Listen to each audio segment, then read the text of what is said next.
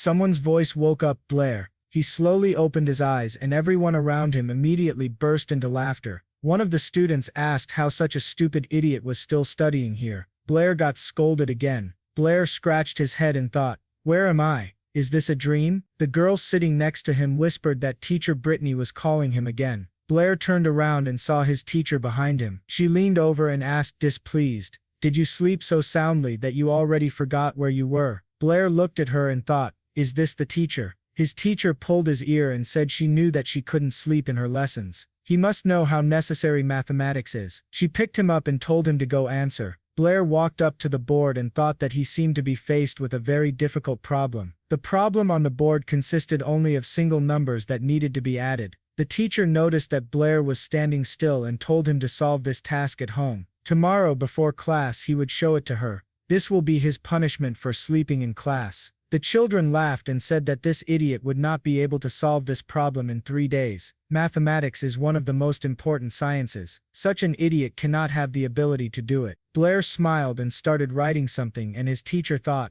"Is he so confident like a scientist rich in knowledge?" Blair wrote back and the teacher thought it was impossible. Blair turned to the teacher and asked if he could go to the toilet. She allowed it and the children asked in surprise, was he able to solve the problem? He clearly wrote a random number. The teacher disagreed with the students and said that the answer was absolutely correct. Blair left the class and surprised exclamations began to sound behind him. Someone exclaimed, "How can this be? Even the teacher took several hours to solve this problem." Blair thought that this wasn't even an arithmetic progression problem. He moved.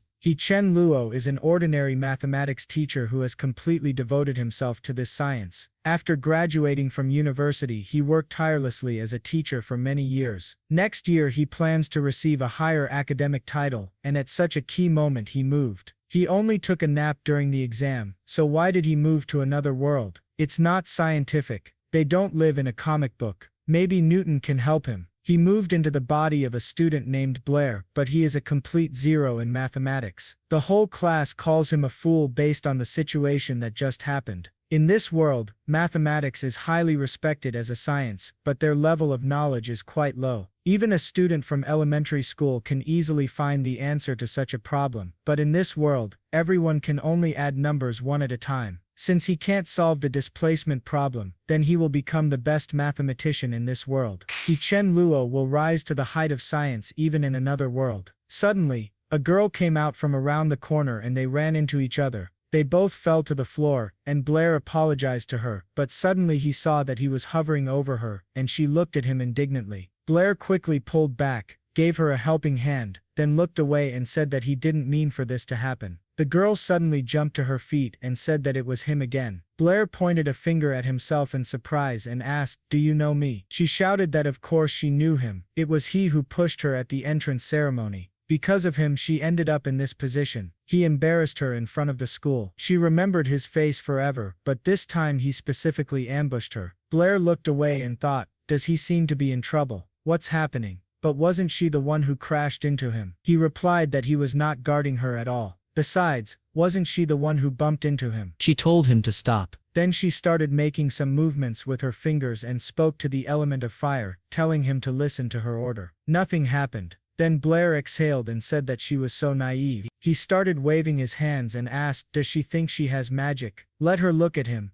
ancient god of darkness. He started fooling around, and then the girl's spell worked and fire appeared in her hand. Blair stopped, and then the girl attacked him, telling him to get it. Blair thought, how could he forget? Isn't magic a prerequisite for moving to another world? He just moved to another world, and they are already throwing fireballs at him. What should he do? He asked her to wait, and the girl said that he was shameless. Let him receive punishment. Blair thought this meant he had to adapt quickly. He bowed sharply to her, and said that he was very rude. He asked her to accept his deepest apologies. He thought that a real man can always adapt. The girl stopped abruptly and chuckled questioningly. Then the fire in her hand disappeared, and she said that he should not think that he could apologize, and that's all. Suddenly she saw that there was no trace of him, and said that he ran away so quickly. Meanwhile, Blair was running around the school grounds thinking, what is wrong with this world? Do science and magic exist together? Suddenly he felt something and thought, what is it? His head was pounding in pain. He sat down on the ground, and then memories appeared in his head.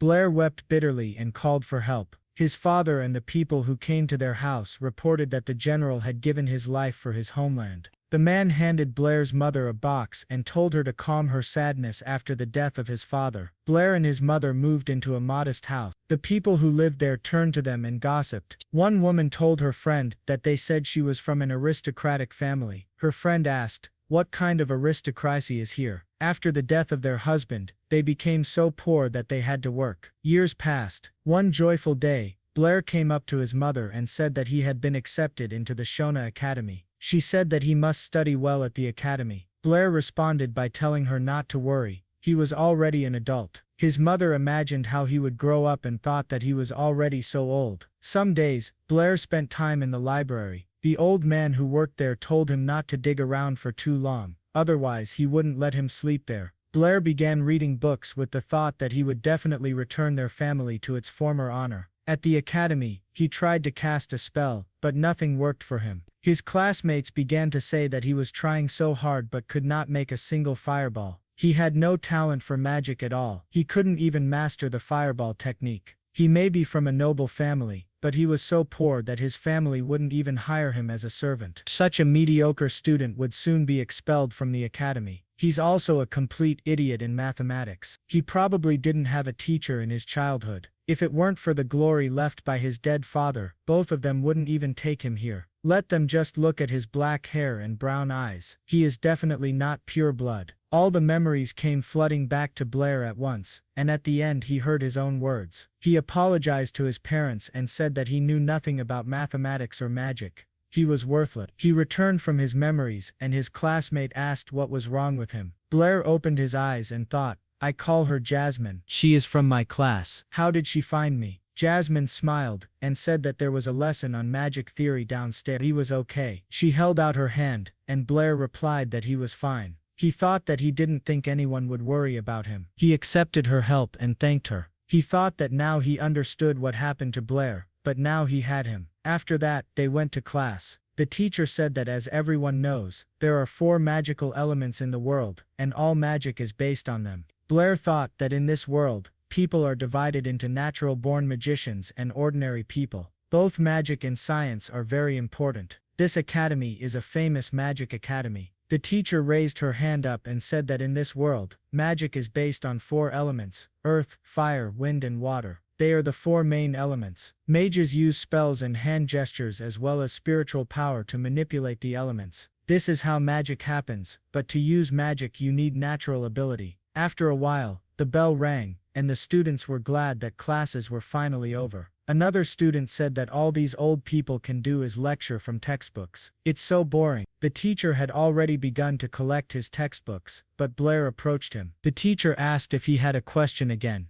Blair said he wanted to ask, without natural abilities, is it really impossible to wield even a drop of magic? The teacher apologized and said that he had already asked this many times. The answer would not change. Without abilities, he cannot control magical elements. After that, other students began to laugh at him and said that their mediocre Blair was fantasizing again. He tries so hard in all his classes, but what's the point? If he doesn't have talent, it won't appear. Suddenly one boy put his hand on Blair's shoulder and said that it would be okay if he didn't graduate. By that time he would already be working on his father's estate. He pointed his finger at his classmate and said that he, Toby, would always share bread with him. Blair turned around and thought that he remembered this man. He is Blair's only friend, and he seems to treat him well. Toby smiled, then said goodbye to Blair. Jasmine remained in the classroom. Blair noticed her and asked if she wanted to say something. Jasmine replied that this is not true. Blair thought that she seemed very worried about him. Jasmine quickly ran to the exit of the class and said that teacher Brittany told him to come to her office after class. He replied that he understood, he would go. He remained sitting in class and thought that she was so strange. He saw her several times today, but it was as if she always wanted to tell him something. Even though he has excellent knowledge in mathematics, without the ability for magic in the magical world, it is simply ridiculous for an ordinary person from birth. Maybe they should just try it. He began to cast a spell to summon fireballs, but nothing worked for him. He thought, what was I waiting for? He was already upset, but suddenly, flames began to appear around him. Then the fire became brighter and enveloped his hand. Blair looked in surprise at the flash of fire in his hand, and thought, is it a fireball? But this cannot be, because this body should not have any ability for magic. He exhaled, and said, This is so cool, fireball magic. He started playing with the fireball, and told it to go out and play. He raised a huge fireball above his head, and thought, it's a real fireball. Could it be that when he crossed space, magical channels opened in him? Suddenly he remembered that he needed to see the teacher and quickly went to her. He knocked on the door, and the teacher told him to come in. Blair opened the door, and asked for her forgiveness, but suddenly stopped short when he saw that his teacher was writing something on the table while standing. Blair called out to her. She smiled, and said that he had finally come. Goose? He looked at her figure, and she, sitting on a chair, told him not to pay attention. She always does calculations, while standing. He replied, that it was okay, but he was late. Why did she call him? Brittany waved her hand towards the chair, and told him to sit down. She handed him a pen and paper, and asked him to solve this problem. Blair saw the problem again, in which all the numbers were added one at a time, and the teacher, heading to the exit from the office, said that she would leave for a while and let him decide. She told him to take his time. Blair named the answer, and the teacher was very surprised. She turned around and asked what he had said. Blair replied that the answer to this problem was 3,160. Brittany quickly came up and touched Blair on the shoulder, asking how he did it. Even she took a very long time to solve this example. Had he really already solved it? But this couldn't be, because she had chosen the number 79 by chance. Blair asked, do you really want to know? Brittany smiled, and asked, will you tell your teacher? I'm so curious. Blair responded with a glance to the side, and replied that he would tell her. She was happy, and he thought, is the teacher such a fool by nature? After that, he scattered all the papers on her desk, and said that he saw her process of solving problems. She performs calculations by adding numbers one at a time. This is not only a waste of time, but also an opportunity to make a mistake. He looked at her calculations, and said that she had calculated everything correctly, which was commendable. Brittany said that this is the topic of the last lesson. In this world, the magic of mathematics is at a low level, but is this the only way to solve it? Brittany replied that she was wrong. He took the first one, and said that this problem also has a second solution method. First you need to find a pattern. He began to write down the solutions on paper, and said that the first number in the last, the second number in the penultimate, and so on. Add them up, and you get 80. Let her say how many numbers add up to get 80. Brittany suddenly raised her hand, and said that she understood. There are 39 of them. Blair said, that's right. Yeah, great. Let's sit down. He suddenly remembered that she was the teacher, and apologized to her, saying that it was a habit. Brittany thought, did he tell me to sit down? It's a habit. Brittany went on to explain further, saying that this changed the problem from difficult addition to easy multiplication.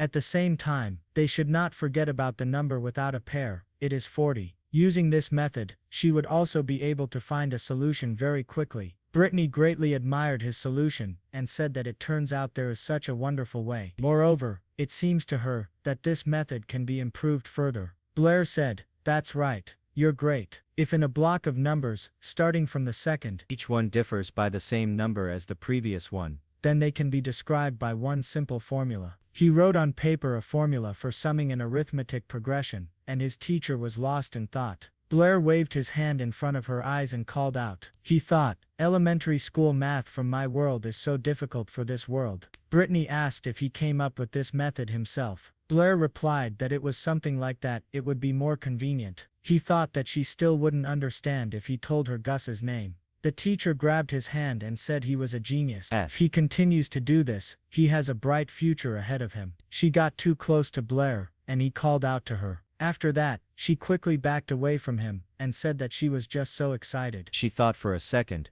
and asked if he wanted to become an outstanding mathematician. Blair happily replied that he didn't want to. He wanted to become an outstanding magician. Brittany tilted her head to the side, and looked at him, puzzled. Then she quickly clung to him, and grabbed his hand, saying that he was so gifted in mathematics. This was the blessing of Manura. He should not waste his talent. Besides, she knew that he had no ability for magic. By becoming a mathematician, he could also take a worthy position in society. In any case, he should choose mathematics, not magic. Blair threw her hand away from him, and said that he still wanted to become a magician. He thought that as soon as he introduced a couple of theories to this world, he would immediately become a great mathematician, and this is a fairly easy path. But he would only pass off other people's discoveries as his own, and transfer the fruits of great scientists into this world. The magic in this world attracted him much more than the glory of a mathematician. Brittany asked, "Since you want to become a magician so much, can you make a bet?" Blair asked, "What bet?" She replied, that there would be the magic exam in a few days will finally decide whether he can stay at the academy. Blair got a little upset and said that if he didn't pass the exam, he would be expelled. Brittany said that if he really wants to become a magician, then he must pass this exam. Blair looked up at her in surprise, and she, showing him the calendar, said that they would make a bet. If he passes the exam, she will no longer persuade him. If he doesn't pass, she'll help him apply for a teaching assistantship so he can stay, but he must give up magic and help her study mathematics. How's that for him? She mentally apologized to him and thought that he would definitely lose this argument due to his inability to do magic. Blair agreed, and after that, he left the office and thought that she was so stubborn. She pestered him so much. He remembered how she told him not to forget about their bet, and thought that he would rather do magic. Suddenly a girl jumped out from around the corner again, and they collided. Blair fell to the floor, and thought that this was such a familiar situation. He grabbed the girl, and thought about what it felt like. He suddenly opened his eyes, and saw what he was grabbing. And the girl grabbed him by the clothes and said that he was shameless. She started using fireball magic again, but at that moment, Blair had already managed to hide, and she shouted, "Where is he again? This shameless bastard got away." Blair thought that if he hadn't run like that, he would have been turned to ashes by now. After a while, in Brittany's office, the same girl was sitting in her office, and the teacher, calling her Isella, asked what happened. She had been unhappy since she came in. Isella replied that she met a pervert twice at the academy today. Brittany asked if they have any perverts, but any pervert would be unlucky if he ran into her. Isella replied that next time she would definitely shoot a fireball at him. The teacher laughed and said that this was all Isella. Isella threw a stack of papers on the table, and said that they would not talk about it. If she had already solved this problem. She only spent half an evening working on it, and she got it done quickly. She probably solves such problems even faster now. Brittany looked at her solution to the problem, and said that she was great. She really solves faster than her, but Blair was able to complete the problem in just a minute. Isella was surprised, and asked how he could decide so quickly.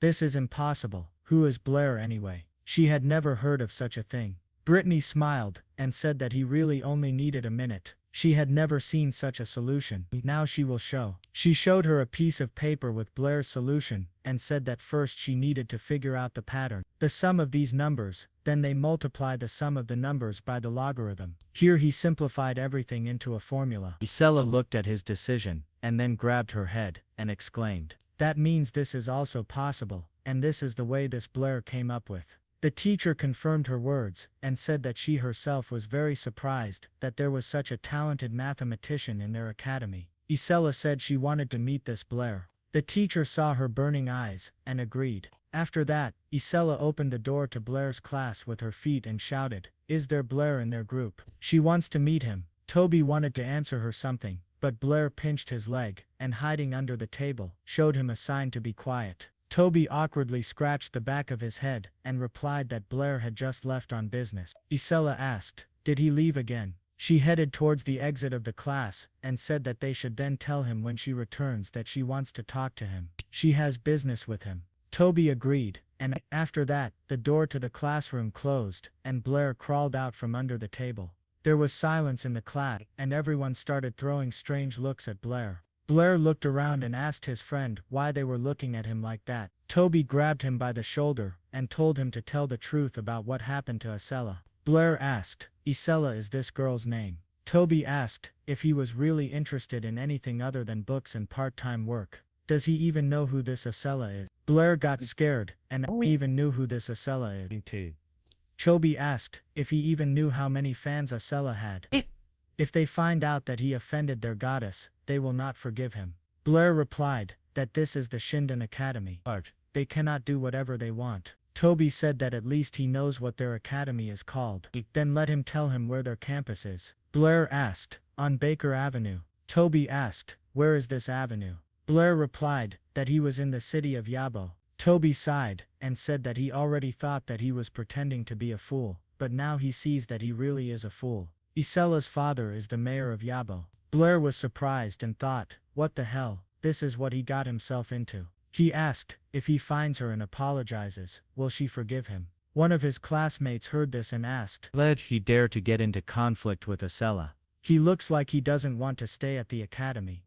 Blair turned around in fear, and the boy said that this was correct. Anyway, such mediocrity should not have lasted here for a couple of days. Blair thought that this guy's name was Bud. This idiot was always hurting Blair. Toby asked if he would art. Blair thought that what he said was true. Although in addition to magic, the academy studies mathematics, history, philosophy, and more. If he cannot become a magician, he can become a scientist and have the same respected position in society. However, in a royal-level academy, unlike the Shand NASA Academy, graduates must have at least some magical abilities. After all second-year students will have to pass.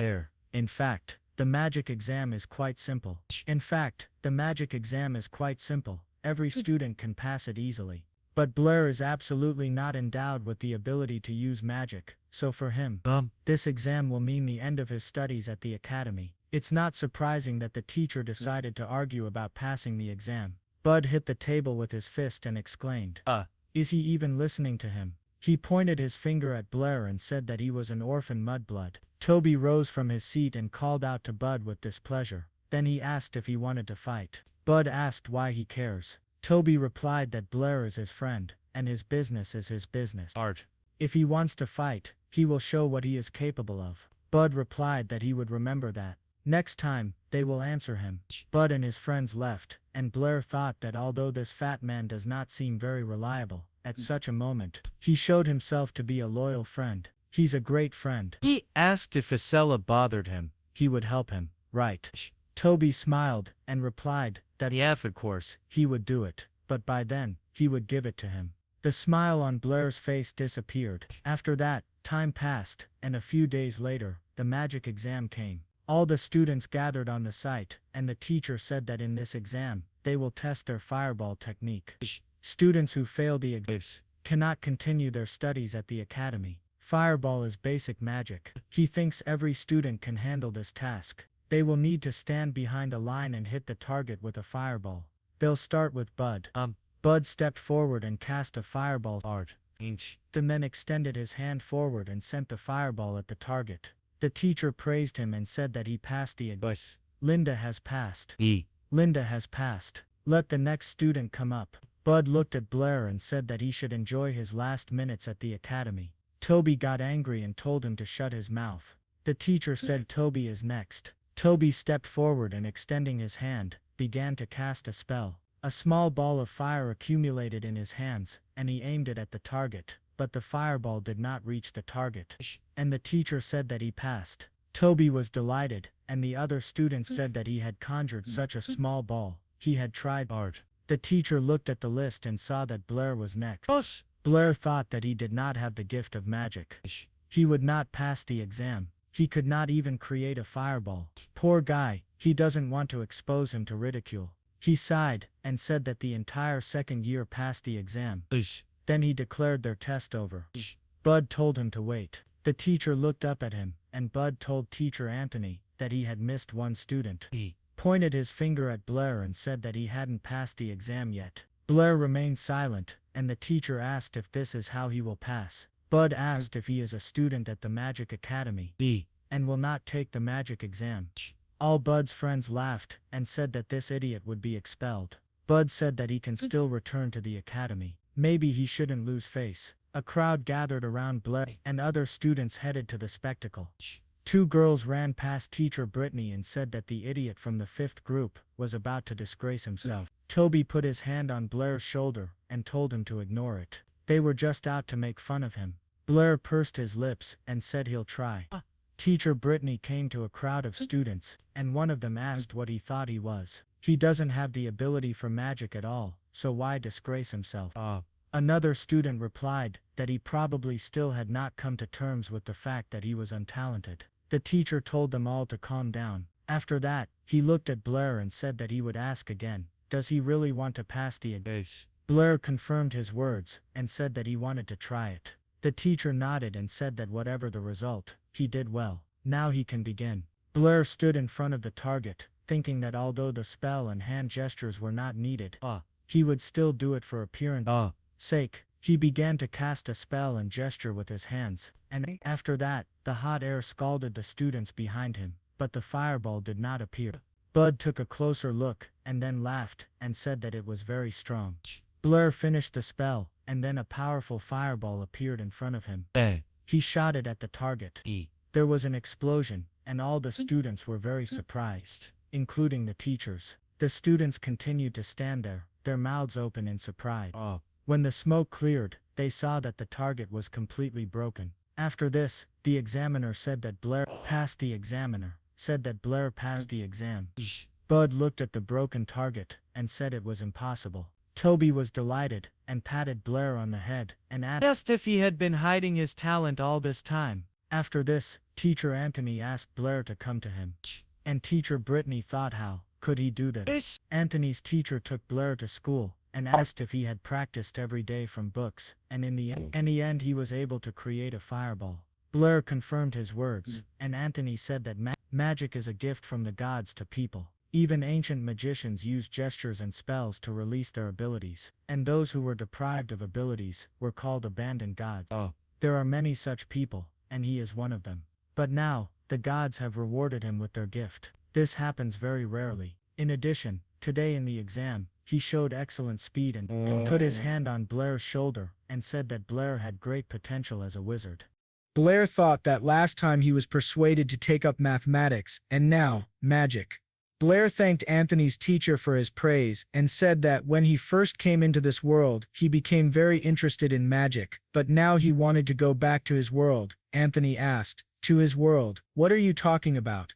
Blair suddenly realized what he had said and apologized, saying that he had just been reading books on magic and was talking nonsense. He thought to himself that he was such a fool for spilling the beans. Anthony said that Blair seemed to be putting in a lot of effort lately, and that other world he was talking about was apparently from the legends of the Holy Master. Blair thought, "Holy Master, this is probably the highest rank of magicians." Anthony's teacher said that according to legend, there was once a holy master who could control space, tear it apart, and go to another world. But these are just legends. They all know perfectly well that the gods created only their world, no other exists. Blair asked, "Space management, space gap, a trip to another world?" Blair grabbed the teacher by the shoulders and called out to him in surprise. Blair exclaimed that he should become a holy master. After the magic exam, the academy announced several days off, during which time Blair looked through almost all the books on magic in the library. Mages in this world are divided into 7 levels: low, medium, high, great magician, master, grand master, and sacred master. Sacred master is the highest level, spoken of in legends. Their magical abilities are described in ancient books, but currently there are no people left who have seen them. Many books indicate that the sacred masters possess the magic of space. They could tear space and move between worlds. Although many people think that there is no other world, and the magic of space is just a legend, since Blair was able to move, he thinks that the magic of space still exists. This is his only hope of returning to the real world. However, Teacher Anthony does not believe in the magic of space, so Blair will not receive any new information from him. The old librarian tapped his finger on the table and asked, "Does he read everything?" Blair thought it was the administrator who had come. The old man said that it was time for him to work. Idlers had nothing to do in their library. Blair awkwardly scratched the back of his head and said that he was on his way. Time passed, and morning came. Blair walked out of the library and thought he had licked everything clean. He didn't think it was so hard to work in the library. His lower back hurt, and his arms and legs were shaking. He opened the door and went into his class. After that, the students began to whisper. One of them said that Blair had the largest fireball in the test, even larger than Anthony's teacher had. Had he really been hiding his abilities all this time?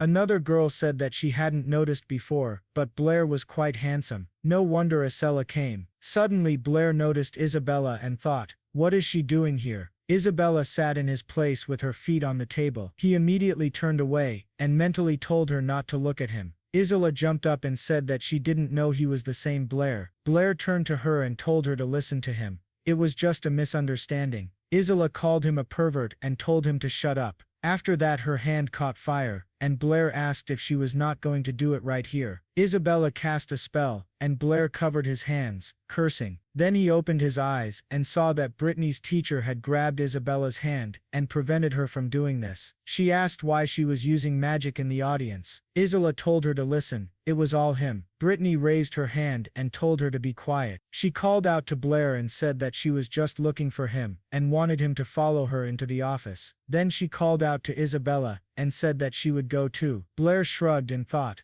what should he do? He has no choice. After that they both left the classroom, and silence reigned between the students. Bud thought that Blair was just an idiot. What happened to him? Meanwhile, in Brittany's office, Blair said that he accidentally bumped into Isabella and really wanted to apologize. He asked for her forgiveness. Brittany said that everything was cleared up and that she could trust him. He did it by accident. She called out to Isabella and said that she should not argue. Isabella replied that if Brittany said so, then she would forgive him. Brittany told Blair that she had seen him in the exam, and he had exceeded all her expectations. She won the argument and would no longer insist, but could he tell her how he did it? It was the first time she had seen someone who did not have the gift of magic suddenly acquired it. Blair replied that he was just lucky. By the way, he had a question for her about magic. Brittany smiled and said that if he didn't want to talk, she wouldn't force him, but let him ask. She would help in any way she could. Blair asked, are spells and hand gestures required to release an element? Isla laughed and asked, what kind of stupid question is this? Even children know this. Of course, to call an element, you need a spell and gestures. Blair asked, is it like this for all magicians? Are there really no exceptions? The teacher replied, even strong magicians need spells and gestures, but the more they understand the element, the less time it takes them. Magic is a gift from the gods. The gods taught people to use gestures to summon an element, and thus magic was passed down from generation to generation. To summon an element without all this, one must have divine enlightenment. Isabella asked, why did you answer his stupid question so seriously? Blair looked at his hands, and wondered if because he was from another world, the gods of this world ignored him. Brittany said, this is basic knowledge about magic. If you want to become a magician, then you should first study the theory well. She then said that she had called him today on important business. She handed him a piece of paper, and he asked what it was. Blair unfolded the paper, and Isla said, you didn't know that either. This is a scientific newsletter. All the most important scientific works are published here. But suddenly she was very surprised and asked, is the name of the teacher Brittany? Brittany said, I figured out the summoning method that Blair showed me, and I even wrote a paper on it. Since Blair put forward this method, his name should also be published. Blair thought that he did not need his name in the newspaper. It would be better if they paid him money. He worked in the library every day for pennies and didn't even always have enough for food. The teacher got up from the table and said that she almost forgot. She handed him a bag and said that this was a reward for publication. There were 50 pieces of silver. Let this be nothing compared to scientific fame, but let this money go to you, she said. Blair was delighted with the reward and thought that he had been dying of fatigue in the library for 2 pieces of silver a month, but here it was as much as 50. However, he stretched out his hand and asked if he could take it. This is half your merit, he said. Brittany agreed and said that was true. Then she would take half for herself. She poured out half the coins for herself and said, these are your 25 pieces of silver. She thought that he was so kind, so she would not offend him. Blair got upset and thought, what the hell? He had just said that out of politeness, but she accepted it as the truth. She still sparkled all over with one phrase. He lost 25 pieces of silver. It was time for him to learn to watch his language. Suddenly an idea came to his mind, and he asked the teacher, for every article published in the newspaper, do you get 50 pieces of silver? She thought about it and replied that she hadn't even thought about it. But it must be true that each article published in a scientific journal costs 50 pieces of silver. Blair said he had some ideas. Recently I thought that the number of a set begins with the second term, and the ratio of each previous term is equal to a constant value. Maybe there is a formula for summing them up. Brittany asked, is he talking about the Routh riddle? Blair asked again, what's Routh's riddle? She replied, The Ralph riddle was a mathematical problem put forward by the ancient sages. Ralph has 7 children, each child has 7 bags, each bag has 7 cats, and each cat has 7 kittens. Blair agreed and said, there aren't many numbers in this problem. If you add them up, you can get the answer, but if there were more numbers, then in this case, another solution method would be very helpful. Brittany asked, are you saying you can solve Ralph's riddle using a different method? Blair replied that he had some ideas. The teacher was delighted and said that they needed to work on his method. Several hours passed. Isabella dozed off and woke up to the enthusiastic voice of the teacher, who shouted, this is incredible. He solved the riddle of Ralph with one formula. His math skills are second to none. Are you sure he doesn't want to do research with me? Isabella put her hand on Blair's shoulder and said, I didn't know you were so good at math. Did you really come up with this on your own? Blair asked if she really wanted to know. Isabella confirmed his words and told him not to lie to her. Blair pointed his finger at her and said that he didn't have any special talents. He just studied math when other people were asleep. Isabella asked in surprise, is this true? Thus Chanlua's geometric progression summation formula amazed the people, and his little plan went like clockwork. Sometime later, Isabella walked along the corridor and thought that it seemed like what this pervert told her really made sense, but she didn't know why she had some strange feeling. Suddenly she noticed him and quickly hid around the corner thinking, isn't he in his second year? Why did he come to the third-year building? Did he really decide to help other students? She looked around the corner and thought that this time she would catch him red-handed. Suddenly she saw that he was missing and thought, where is he? Blair walked on the street and remembered Toby's words that there was a low stone fence behind the third-year building. There was no one there, so he could safely climb over. But he thought, he won't do anything bad, will he? If anything happens, don't let him say that he told him. Blair looked at the stone fence in front of him and thought that Toby must have been talking about this place. He climbed over the fence and thought about Anthony's teacher, who had recently said that if he wanted to learn more about magic, he should go to the Magic Association in Yabo City, where he could find more experienced teachers. Blair looked into the distance and seeing the city streets in front of him, thought it was interesting. Life was in full swing on the city street. Sellers were selling goods, and people were discussing things. Blair walked down the street and saw the Magic Association. He thought, it's so luxurious. Is this the Magic Association? He took out a mask from his pocket and put it on his face, thinking that he needed to be careful.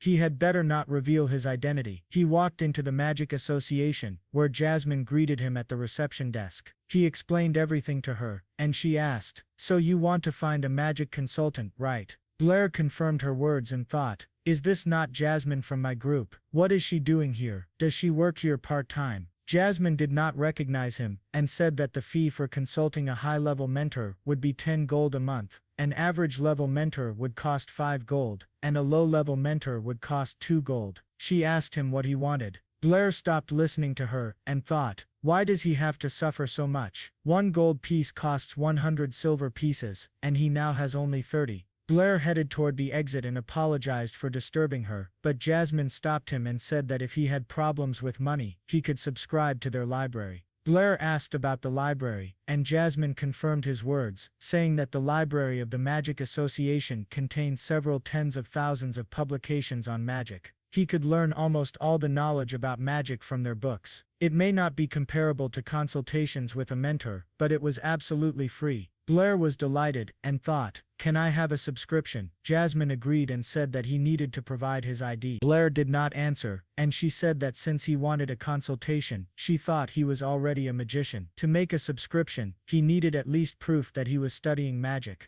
Blair was completely upset and thought it would be better for Acela to kill him. Then Jasmine said with a smile that it was quite easy to prove. For example, if he wanted to prove his abilities in fire elemental magic, then he needed to create a fireball in front of an expert. He asked, can this be done here? Jasmine confirmed his words, and then looked away, saying that she did not advise him to do this today. The expert was quite strict, and they said that his pass rate was only 10%. Already 300 magicians had failed his exam. Blair replied, it's okay. I want to do it today. He thought it would be difficult to climb over the fence again. Jasmine took Blair into the office and told Mr. Andre that Mr. wanted to confirm his abilities. Blair looked at Andre and thought that he was wearing a red mage robe with 2 silver stripes. He was a mid-level magician of the fire element. Andre took a sip of tea from a mug and asked what his name was and why he was wearing a mask. Blair replied that his name was Chan Luo and he put on the mask because he received a burn while training in the fireball technique. The old man sitting next to Andre said, he burned his own face. Apparently, his fireballs are not easy. Andre said, your name is strange. Since you came to the exam at this age, you will probably become a low-level magician. Jasmine smiled and invited Mr. Andre to go to the exam room, but he did not agree. Jasmine left, but he said that they would not conduct the exam here and that he needed a deposit.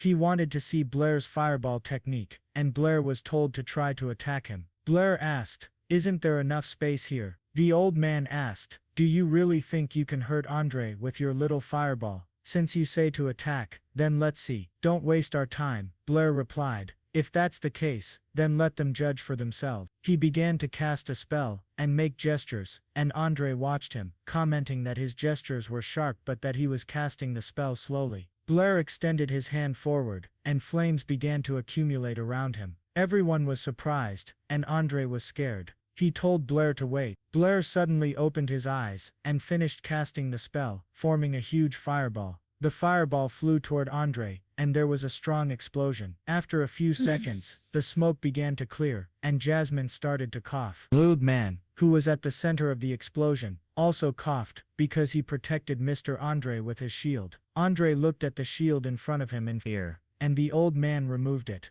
Then he touched Andre's shoulder, and Jasmine was horrified. Blair apologized, and said that he thought they were ready, so he hit with all his might. After this, Jasmine gave Blair a magician's ID, and a library card. Blair looked at the library card, and Jasmine said that he showed great fireball skill. She had never seen a fireball so powerful. Someday he would definitely become a great magician. Blair headed to the library, calling her by name. Blair thanked her, and said that they would see each other later. Said goodbye to him, and thought, how did he know my name? In the library, Blair saw other magicians, and thought that he didn't even imagine there would be so many people here. He sat down at a table, and began to read books, thinking that this was strange. Jasmine had correctly said that there were many more books here than in the academy, and the content was much more in-depth, especially about magical spiritual power. The level of magical spiritual power is the main criterion for determining the level of a magician. The higher the spiritual power, the more closely it is connected to the magical element, and the stronger the magic will be. Moreover, high-level mages with high spiritual power can even control the magic elements of lower-level mages. This leads to the fact that during a battle between mages, there is almost no way to overcome the difference in levels. However, the books about the 4 magical elements are written rather chaotically. After all, the level of education in this world is quite low. Mages in this world believe that the 4 elements are not only the basis of magic, but also the basis of the entire world. The remaining elements are combined into these 4 main elements in certain proportions. Of course, if he looks at all this from the point of view of modern science, their worldview is very primitive. Judging by the laws of physics, all matter consists of atoms. Atoms form molecules through covalent bonds, and through ionic bonds. They combine into ions, and form different chemical elements with different structures. Even high school students know that matter is made up of different elements, and the so-called 4 elements in the table of elements do not exist. But since there are magical elements in this world, he cannot find a scientific explanation for it. What if in this world, he can interact with magical elements? Suddenly he jumped up from his seat, startling the other library patrons. He thought that if he could interact with magical elements, he could create new magic. He took a library card, and ran out of the library, thinking that he would try this. Meanwhile, Andre and the old man were watching him. Jasmine brought 2 cups, and said that this was their coffee. Andre looked at Blair, and said that this Chan Luo had very low spiritual power, but he was able to create an unimaginably strong fireball. The old man said that what was even more strange was that Blair could not control the summoned element. Maybe he had something they couldn't understand. After a while, Blair returned to the academy, and climbed over the fence. He found himself in a clearing, and thought that there was no one here, so he would try it right here. He began to concentrate, and inhale thick smoke. He suddenly opened his eyes, and thought that he could feel and control the flow. Smoke began to emanate from his hand. He thought that he would try to direct the flow of smoke into the second element. A clot formed from his hand, and he thought it was oxygen. But is it really the element of pure oxygen? He couldn't determine it by eye. It continued to form in his hand, and he thought, this is it. He used the fire element and thought, what if it's really oxygen? But suddenly, the fire went out, and he said, apparently not. This is not what I imagined. What is this anyway? Some thin stream of smoke. But he didn't believe that he couldn't do it. He tried again, and magical energy began to gather around him. From this cycle, the glass and all the other fragile things in the academy began to crack. Brittany, who was working at the time, felt energy fluctuations and looked at the cracked window, seeing an explosion behind it. Meanwhile, smoke began to rise in the forest, and Blair began to cough. Within seconds, the smoke began to clear, and Blair thought it was good that he had reacted quickly. But suddenly, he got a little scared when he saw a large depression in the ground. He thought that it was due to an explosion. Everything here was completely burnt. When flammable substances combine with air, they produce carbon dioxide, water, and sulfur dioxide, and the combustion releases the entire heating value of the fuel. It seems that this oxygen is even purer than he expected. Suddenly, Blair heard the voice of a student shouting, "What happened there?" Blair started to run away and thought that he didn't think there would be so much noise here. He needed to get out of here. The student called out to him, but Blair ran on and thought that he had made a little noise, but it seemed that he had created something worthwhile. The next day, he sat in class and dozed off, thinking that he would never study all night again. But suddenly, Toby put his hand on his back and asked if he knew what had happened at the academy last night. Blair replied that he had slept like a log last night. What happened? Toby said that last night, there was an explosion near the third-year building. All the windows were broken. The academy is investigating. He thinks it was some high-level magician. He didn't see what was there. But now a magician of no less than a high level definitely possesses such power. But why would a high-level magician do something like this at the academy? Blair replied that he didn't know. He had never even seen such magicians. Toby asked, how could you not see high-level magician? Isn't Brittany's teacher a high-level magician? Blair was very surprised. After that, he knocked on the door of Brittany's office, and she opened it for him. She said he was just in time. She needed him. She showed him the newspaper, and said that the Association of Mathematicians had already published an article about the ruse riddle. Since he proposed this solution method, his name was listed first among the authors. She congratulated him, saying that he had solved the most difficult problem in the world of mathematics. Blair said that he came to her on important business. She asked, is it important? Blair replied that she should let him do math with her. Bernie was surprised and asked if he hadn't said that he wanted to become a magician. Blair answered that he did want to become a magician, but he also liked mathematics. He didn't want to regret it later. It even seemed to him that in a past life, he was an outstanding mathematician, as great as she was. She grabbed his hand and said that she was very glad to hear that. She hugged him to her chest and said that from now on, every day after school, they would do math. A volcanic eruption occurred in Blair's head, and he quickly pulled away from the enthusiastic teacher. She said that with his abilities, he just needed to strengthen them, and he would definitely become a great scientist. Blair asked if she would help him with questions about magic. Brittany agreed, and Blair thanked her, saying that he was off. He then left her office, and Brittany told him not to forget to come tomorrow. Blair said goodbye to her, but Brittany told him to wait. She didn't say anything, and Blair called out to her questioningly. Brittany thought about it, and after a short pause, said that she had thought about something. She decided that he wanted to study mathematics with her, not because of her help with magic. Blair realized that she understood everything, and she looked at him, waiting for an answer. At that moment, different thoughts began to flash through Blair's head.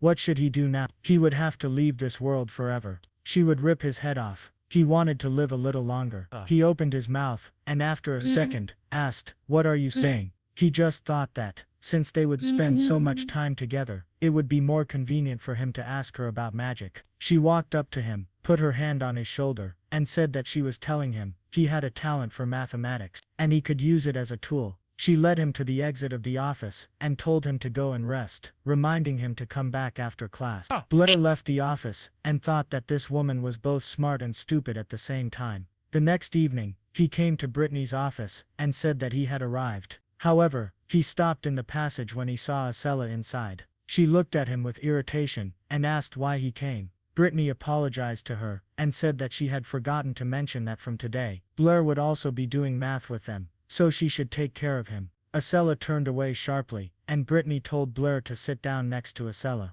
She had prepared a task for him. They threw one stone into the well, and after a while, they threw another stone, but twice as heavy as the previous one. The question was, when would the second stone catch up with the first? Acela said that to solve this problem, they would need to know the interval. Blair interrupted her, and replied that the first stone would never catch up with the second. Strictly speaking, if they didn't pay attention to air resistance, the large stone would never catch up with the small one. Acela was displeased, and said that he didn't even know such basic thing. Brittany said that while she didn't know what he meant by air resistance, everyone knew that the speed at which a body falls is directly proportional to its mass. Acela said that the greater the mass, the faster the body falls. This was established by the ancient sages, and even children knew this. Blair listened to them and asked, if the sages said so, then, is it necessarily true? Have they ever seen it? Acela asked, did you dare to challenge ancient wisdom? Brittany noticed that an argument was brewing between them, and Blair said that science should be accurate, and so should the approach to it. If the truth cannot be proven, then it is not the truth.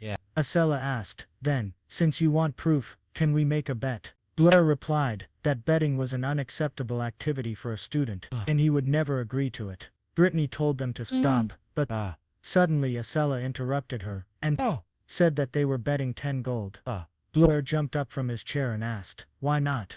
Brittany's teacher will be our witness. Brittany sighed tiredly, and after that, they came to the tower. Brittany held stones in her hands, and said that one stone was twice the size of the other. She turned to Blair and told him to think again. After all, 10 gold was a decent amount. Blair replied that he had already thought about it. Acela asked if he really thought he would win. Blair remained silent, and Brittany said that self-confidence was good, but he didn't need to be too smug. After that, she rose into the air with the help of the wind element. Blair was surprised and said, this is great. Acela said that it was a wind element flying technique. But of course, he didn't know anything about it. Brittany climbed to the top of the tower, preparing to throw the stone. Acela grinned, and told Blair that he would lose. Blair extended both her arms forward, and threw the stone. The distant her arms forward, and threw the stones. They flew down at the same time, and fell at the same time. Acela looked at the stones in surprise, and Blair grinned. Brittany went down to them and landed nearby. Seeing that the two stones were lying next to each other, she was very surprised and then exclaimed, how is this possible? Acela and Brittany thought they had fallen at the same time. Brittany looked at Blair and asked how he knew that the law of falling bodies was wrong. He replied that he had read this law in a textbook and checked it with 2 stones. That's how he realized that, in reality, the rules in the textbooks were different. Brittany thought that truths which had been passed down for over 1,000 years could be disproven by just throwing 2. Cela justificante bentum. Differ prove. How many scientists didn't know that the simple truths they knew were not actually true? Why was Blair able to spot this so easily? She thought it wasn't all about luck. She said that he probably never realized how important those 2 stones were. She thought that, in the near future, a law under his name would appear in textbooks. Blair replied that there was still a lot of work to be done on the new law of falling.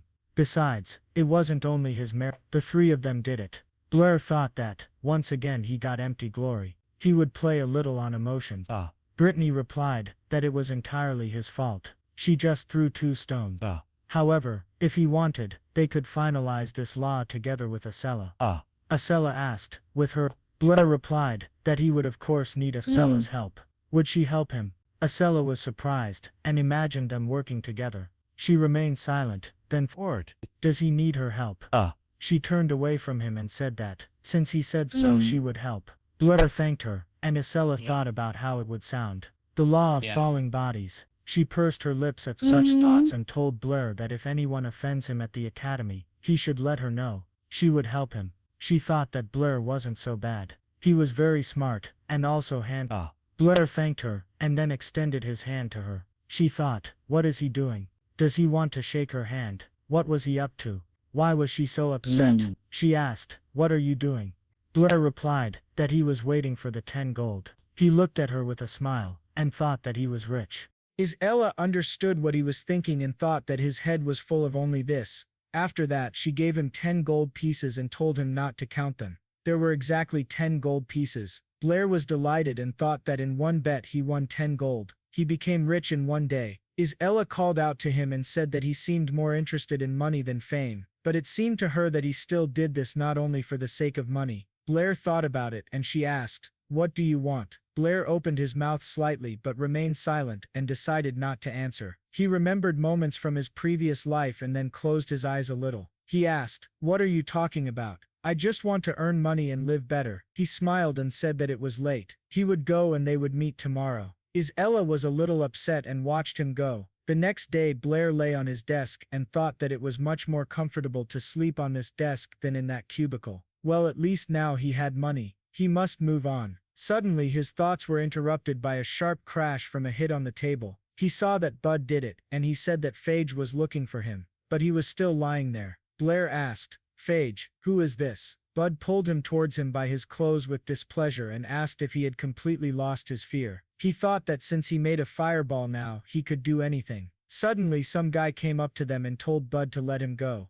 Bud looked at the head man, Phage, and pursed his lips. Phage looked at Blair, and Blair looked at him and thought, "Is this Phage?" Phage approached him and asked if his name was Blair. He smiled and Blair said nothing. Then he looked at Bud and asked if he heard that he was told to let him go. Bud reluctantly let him go, and Blair asked the headman if something happened. Phage said that he should stay away from Mrs. Ella. People like him shouldn't communicate with her. He told his friends that they were leaving, and one of them asked if they would do anything to him. Phage collided with Toby, rubbed his shoulder displeasedly, and headed toward the exit from the audience. Toby approached Blair and asked if he was okay. "What happened?" Blair replied that it was nothing. Phage and Bud just wanted to talk to him. Toby asked, "What did Phage do to you?" Blair asked, "Who is this Phage? Is he afraid of him?" Toby replied, "This is the headman. Everyone at the academy is afraid of him. Only an eccentric like you, who always disappears behind books, cannot be afraid of him." Phage comes from the famous Howard family of the city of Yabo. He is the son of a viscount. Viscount Howard is an important person in the Society of Numbers. Many teachers at the academy are also members of this society. If you offended Phage, then I'm afraid you will have a hard time at the academy. He realized that Blair was fascinated by Isella's beauty, but he advised him not to neglect Phage's warning. Blair asked, "In what sense is he fascinated?" Time passed, and Blair came to the teacher's office and thought that, although the power of pure oxygen fireballs was enormous, he should first summon the ball and only then extract the oxygen element. Then the ball would not explode, and his main advantage would be that he would not need spells or hand gestures. But how is it possible to assign two different elements at the same time? Isabella called out to him and told him that he had better solve the problem that teacher Brittany had given them. Tomorrow she would explain everything. After her words, Blair yawned and handed her a piece of paper with his solution. She was surprised and asked if he had already finished. She had only gotten through half of it. Blair replied that everything cannot be solved in one old way. It is necessary to find original solutions. Isabella looked at his solution and asked, "So it was possible to do it this way?" He sat closer to her and asked if she could summon two fireballs at the same time. She replied that she could do a few. "What? A few?" Blair asked in surprise. "Several? How so?" Isabella smiled contentedly and asked, "What? The brilliant Blair can only summon one at a time?" Blair scratched his head and replied that he had received many books on magic, but he had never found a way to summon more than one element at a time. Isabella replied, "Of course, because the books only contain the basics. There are no such artificial techniques in them." Her father had invited her to a high-ranking magic consultant who taught her how to summon several elements at the same time. But if someone called her sister, she would help him learn it. Blair easily called her sister, and the smile on Isabella's face began to disappear. She was embarrassed and asked, "What kind of facial expression is that?" She stood up and said, "Let's go. Follow me. I'll teach you." After that, they entered the clearing and Isabella began to summon fireballs. She summoned several fireballs at once and Blair was very surprised, saying, "There are actually several of them, also so stable." Isabella said that the main key to summoning multiple fireballs is the distribution of spiritual power. Many people think that spiritual force can only be directed to one place, but once he masters this technique, he will be able to distribute the power to different places. Every part of this force is capable capable of summoning an element. This way, they can summon several balls. Blair asked, is it possible to summon different elements using different parts of the force? She replied, that's a great question. In theory, it is possible, but in practice, it is difficult to do. It's like drawing a square with one hand and a circle with the other. Meanwhile, Bud was watching them and thought, are they really in a relationship? After that, he told Phage everything, and Phage broke the wall with his fingers out of anger and said that Blair would definitely pay for this. Meanwhile, Blair tried to cast a spell and thought, do I need to divide the spiritual power into 9 particles? He concentrated, and Isabella told him to remember that everything must be done as she said. He must share the spiritual power step by step, but if he didn't succeed, then let him not be upset. She, for example, trained for 6 months before she was able to consistently divide the power. After these words, another fireball flashed in Blair's hand, and Isabella was very surprised to see many fireballs around him. She asked in surprise, how could you do this? Blair replied that he did everything as she told him. He divided the spiritual power into 9 parts and summoned a fireball. Isabella replied, I wasn't talking about that. I'm asking how could you do this right now? Blair replied that he understood the technique and was able to do it. Wasn't that the case with you? She remained silent and thought, this pervert is already a genius in mathematics, and now he's a genius in magic too. Who said he was abandoned by the gods? He's clearly their favorite. She stamped her foot in displeasure and replied, of course it happened to me too. I figured it out faster. She ran away and said that she would not teach him. Let him now deal with magic himself and not ask her. Blair remained silent and thought, did I offend her again? Women are so strange. He put his hand in his pocket and felt something there. Meanwhile, Isabella was walking across the clearing and thought that he had pissed her off so much. Suddenly, Blair grabbed her hand. She turned around and asked what he needed. She looked down at his palm, in which there was a bracelet with a cat. Blair told her with a smile that what he was able to learn was entirely thanks to her lesson, so he asked her to accept his gratitude. Isabella looked at the bracelet with the cat and blushed. Then she said that he still had a conscience. She thought, this idiot isn't so stupid after all. She snatched the bracelet from his hands and ran further, saying that the bracelet was ugly anyway. But suddenly she fell and Blair told her to be careful. She rose to her feet and then turned to look at Blair. He wondered why she was staring at him like that. What should I do? Should I come over and feel sorry for her? Won't she yell at me? She ran further and said that it was all because of him. I won't leave it like that. Blair smiled awkwardly and wondered what he did wrong. After that, he lay down on the grass and looking at the sky thought, if she didn't like it, she wouldn't have taken it. I spent 50 silver. He wanted to give the bracelet to teacher Brittany, but this was better. Suddenly, his view of the sky was blocked by Phage's friends, and Bud said that it seemed the elder Phage had warned him not to dare approach Ayala. Blair got to his feet and then ran away. Phage's friends told him to stop. Blair thought that he didn't see the point in messing with these guys. Bud called out to Blair and asked if he would really run away from a battle like his dad until they killed him. These words stopped Blair. Bud laughed and asked if he had pressed on the sore spot. He attacked Blair and said that he had asked for it. Bud wanted to hit him, but at the last moment, Blair pulled back and Bud received a burn. Blair turned around and started casting fireballs. Bud cried out in pain, and Blair said that although he was not his father was a brave warrior who died for his homeland. He was a wonderful father, so don't dare insult him. Did he understand? Phage's other friends counted the number of balls Blair had conjured and said that there were 9 of them. How is this possible? They asked, then ran away. Bud asked, where are the 2 of you going? Blair came closer to him and Bud got scared. He told him not to come any closer. It was forbidden to fight in the academy. Blair asked, so you know about this rule, and still attacked me. Bud leaned against the wall and said Blair didn't need to do this. Blair continued to approach and said, you should have thought of that sooner. He wanted to direct all the fireballs at Bud, but suddenly he noticed someone behind him. Bud began screaming for help. He opened his eyes, full of tears, and saw Blair had fallen at his feet. He looked at him in surprise, pointed his finger at him, and thought, what happened to this guy? Bud started to run away,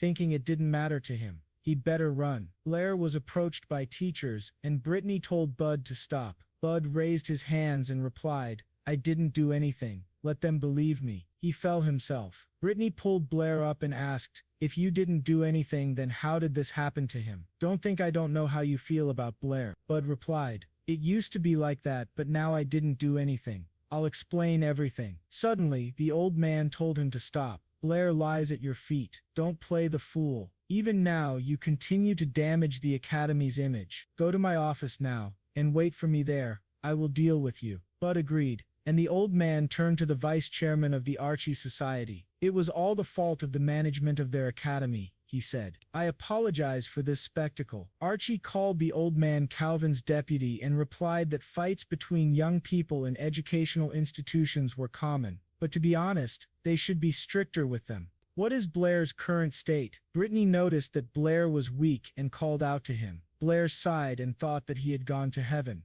The heavens smiled on him. Brittany started shaking him and asked what was wrong. Blair replied that everything was fine, until she almost strangled him. She hugged him and said it was good. Do you know how worried I was? Blair apologized to the teacher. Calvin coughed, drawing attention to himself, and told Blair that they would definitely deal with this matter, but they had come for a very important reason. Brittany said that she forgot to introduce them. She pointed to the old man and said, "This is the vice chairman of the Calvin Society, you must know him. Next to him is the vice chairman of the Archie community. He is from the Mathematical Society." Blair greeted them, and Calvin said that he had helped teacher Brittany solve Ralph's riddle, which was very promising. Brittany said he got it mixed up. Blair solved this riddle himself. I only helped him write the article. Calvin said that by solving the Ralph riddle they would be nominated for the Edwin Prize. This is a great honor for the city of Yabo. If you wish, we will do our best to help you receive this award. Think carefully, the Edwin Prize is the most important award in the mathematical community. It would be a huge asset both for you and for the Academy. Brittany thought about it and asked, Blair can't receive it. Calvin sighed and replied, he is still too young. In the Mathematical Society, no one has results like yours. If you say that he solved the riddle, then no one will believe it. Brittany wanted to object, but Blair called out to her and took her hand approvingly. Brittany looked at him and Calvin said that she could discuss it with Blair again. When they decide, let them tell him. The society will respect their decision in any case. Brittany agreed. After that, they left, and she and Blair returned to the academy. They walked down the corridor together and Brittany told Blair, although the solution to the Ralph riddle didn't seem unusual, it was a great breakthrough in the history of mathematics. It belongs to you, so a stranger shouldn't receive the reward in your place. Blair remained silent, and then said, you don't know, but this award shouldn't be mine at all. He turned around and said with a smile, besides, you're not a stranger at all. Brittany was surprised and asked, what did you say? He wanted to answer something, but Brittany said that it was too late. She told him to return soon, as she still had things to do, so she would leave. Blair remained silent,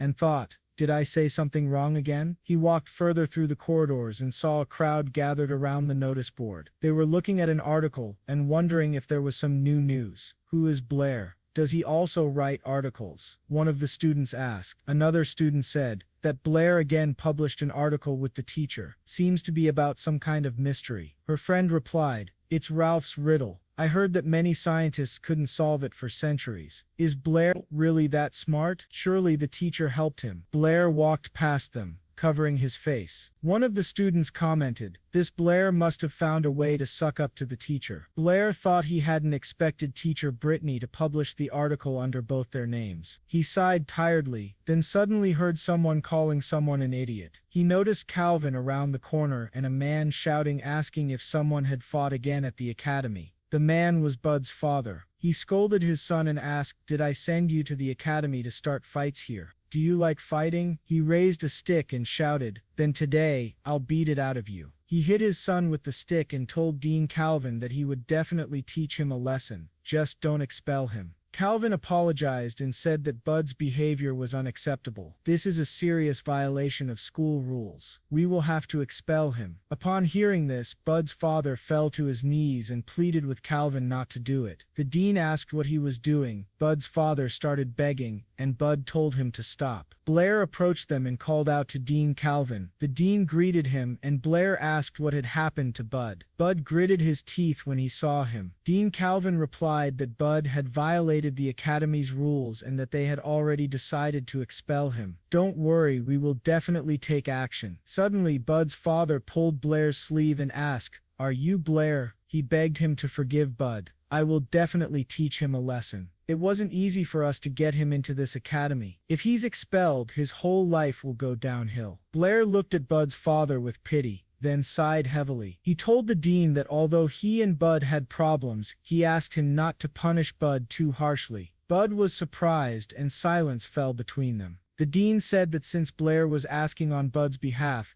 the academy could temporarily postpone the decision. He then looked at Bud and said, "If you do something like this again, the academy won't give you a second chance." Bud's father made his son bow and told him to quickly thank Blair and Dean Calvin. Bud thanked the dean and Blair, then bowed his head in apology. Dean Calvin said, "That's good. Now go to class." Bud and Blair went to class together. On the way, Bud asked, "Why did you do that?" Blair stopped at the auditorium door. After a short pause, he replied, "I didn't want to let your father down." Bud thought for a moment, and then thanked Blair again. Blair opened the door to the auditorium, but Bud spoke again, causing Blair to stop. Bud looked into the audience and told Blair, "Be careful with Phage. He won't just let you go." His uncle is the deputy director of the academy. After class, Blair went to the library and thought that today had been such a difficult day, and he still had to go to his part-time job. At the top of the stairs to the library, he met the administrator and called out to him. The administrator asked if he had accidentally offended someone. Blair asked what had happened. The administrator sighed and said that from today he could no longer work in the library, and he also couldn't live in the room. This is an order from the deputy director. After that, Blair went to Brittany's office. She said that today she wanted to take him and Acela to a seminar at the Mathematical Society. "Do you have anything to do tomorrow?" He smiled awkwardly and apologized, saying he had been kicked out of the library, so he needed to find a new place to live. She said he should have told her right away. She had a spare room at home. Blair remained silent. She added that no one lived there, so he could move in with her. Blair asked, "Will we live together? Will this really be convenient?" Brittany asked, "What's uncomfortable about it? If we live together, we can study mathematics anytime. If you have questions, you can ask, right?" Blair replied, "That sounds good." Brittany smiled and said that after the ball he could move in. Blair remained silent. Then Acela burst into the office and asked the teacher why Blair was there. Brittany replied that Blair was also going with them to the seminar. Besides, he had just lost his job at the library, and from today he would be living with her. Acela exclaimed, "How can you live with this pervert?" Brittany replied that she had already told her many times Blair was not like that at all. Acela replied that she was worried about her. "This pervert is so cunning." Blair got upset and asked, "Why do they keep calling me that?" Brittany dragged Acela to the exit and told her not to worry. "Let's go get changed. We need to go to the seminar. Quickly, otherwise we'll be late," Brittany said. She looked at Blair and asked if he had any suitable clothes for the day. Today would be his first time participating in a scientific seminar, so it would be better for him to wear something more formal. Blair asked, "Is it official? Is a magic robe suitable?" Brittany replied that if he had one it would do. In the evening they went to the scientific seminar where many guests had gathered. The teacher and her students were all dressed smartly.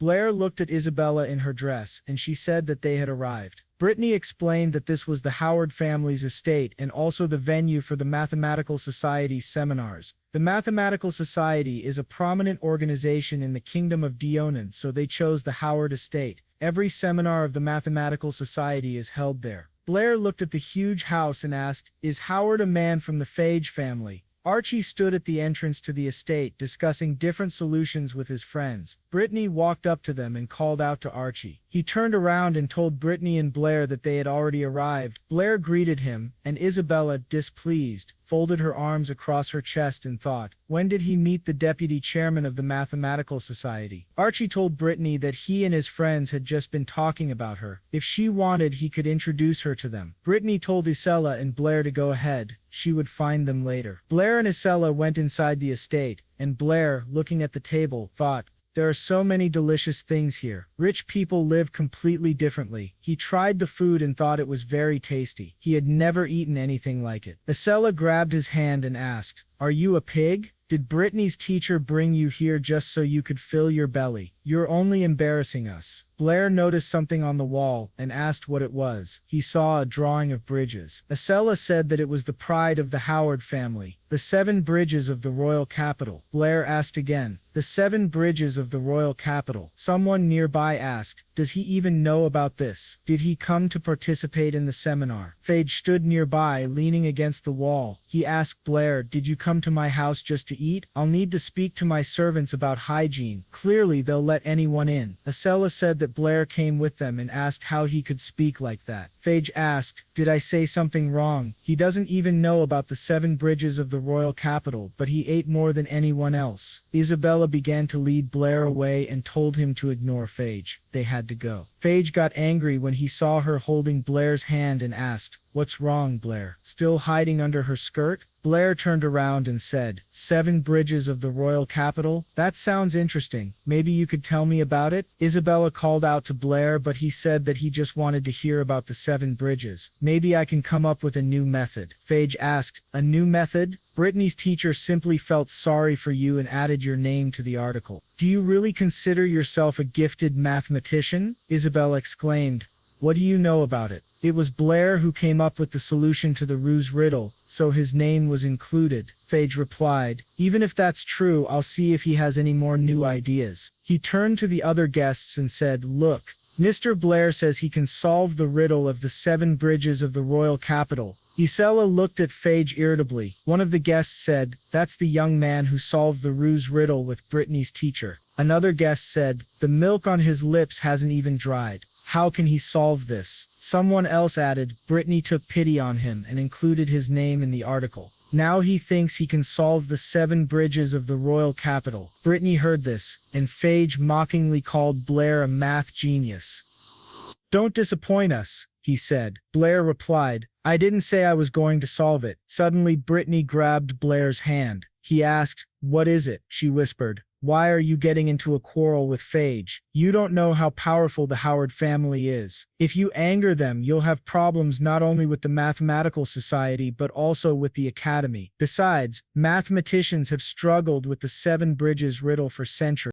Don't disappoint us, he said. Blair replied, I didn't say I was going to solve it. Suddenly Brittany grabbed Blair's hand. He asked, what is it? She whispered. Why are you getting into a quarrel with Phage? You don't know how powerful the Howard family is. If you anger them, you'll have problems not only with the mathematical society but also with the academy. Besides, mathematicians have struggled with the 7 bridges riddle for centuries. Phage wants you to try it only to embarrass you in front of everyone. Phage called out to Brittany's teacher and asked, didn't you say Blair was a math genius? Why don't you believe in him now? Brittany told him not to twist her words, but Blair interrupted her and said, it's no big deal. I'll try it out of gratitude for the head man helping me leave my library position. Brittany and Acela were surprised. The teacher asked, do you really want to take this on? Blair turned to Phage and said, since you insist, I'll solve the 7 bridges of the royal capital. Phage replied, I didn't think you were that stupid. Let's see what you can do. The 7 bridges of the royal capital is a riddle that was invented by the first generation of the Howard family lived several hundred years ago. Since then, no one has been able to solve the riddle, except for that first generation. Several hundred years ago, the head man of their family was a high-ranking person. He noticed that the capital had a special terrain. At that time, the city was not yet very large. It was divided into 2 islands located in the middle of the river. To make it possible to move between the islands, 7 bridges were built. The islands were then connected to each other and to the banks of the river. These bridges helped the residents of the capital establish mutually beneficial relationships. One day, the elder was looking at the 7 bridges, and a thought occurred to him. Is it possible to use these bridges to travel to any place and return to the starting point by crossing each bridge only once? When the elder put forward this idea, mathematicians across the kingdom began to ponder the question. Many famous scientists came to the capital to find a solution. A lot of time passed. Scientists proposed many theories, but no one could figure out how to return without crossing at least one bridge again. Until, one day, the elder himself claimed to have found a solution. He announced it to all the mathematicians in the kingdom, and the next day, everyone gathered to witness the correctness of his method. Almost all the mathematicians of the kingdom assembled on the bridges. However, they waited until evening, but the elder never appeared. A few days later, his body was discovered. Most likely, he was so excited about his discovery that he accidentally tripped and drowned in the river. The death of the elder was a huge loss for the mathematical society of the kingdom. The 7 bridges of the royal capital were left without a known solution. Even the Howard family still does not know how to solve the problem. Several hundred years have passed. A huge number of mathematicians have tried to find the answer, but none have succeeded. Although the solution was lost, the Howard family preserved the memory of the first-generation elder, and the fact that he was the only one who supposedly found the solution. They hung this engraving in the living room. It is a symbol of pride for the entire mathematical community. Blair thought about what it meant.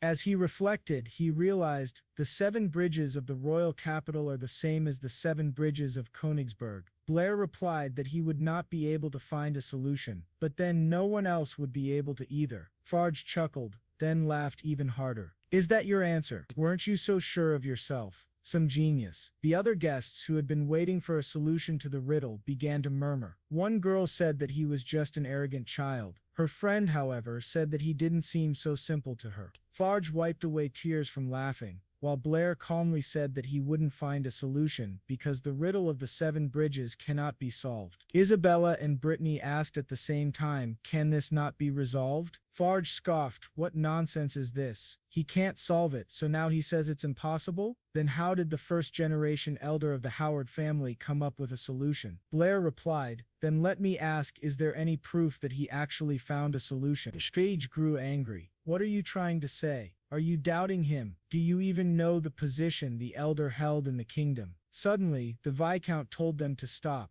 He turned to his son and said that he had told him many times not to boast about the glory of their ancestors. Farge was frightened and asked his father for forgiveness. The Viscount approached Blair and asked, "Are you Blair? Calvin spoke of you." Blair bowed and replied, "It is a great honor." The Viscount said he had seen the argument with his son and acknowledged that his son was in the wrong. He apologized on his behalf. However, he also added, saying that the 7 bridges of the royal capital have no solution dishonors the memory of our ancestors. I hope you take back your words. Blair replied respectfully, "I do not mean to offend, but the 7 bridges of the royal capital truly have no solution." Isabella looked at Blair and thought that this was the first time she had seen him so confident. The Viscount began to grow angry. "Do you want to prove it?" Blair nodded. "I can prove it to everyone. I'll explain why the riddle of the royal capital has no solution." He began to draw something on paper. Faced with such a difficult problem, many wise men of the past sought a practical solution. That effort is worthy of respect. But if we examine the problem mathematically, the answer will be hard to find because there are too many possibilities far beyond human capacity. He finished his drawing and showed it to the guests. In fact, he said, "We can represent a complex practical problem on paper as a simple numerical one. Let each piece of land be a point. We'll represent the bridge connecting 2 sections as a line. This is the map we get." Then he added, "If we can leave from each point and walk across each bridge only once without repeating a pattern, then it will mean that the riddle has a solution."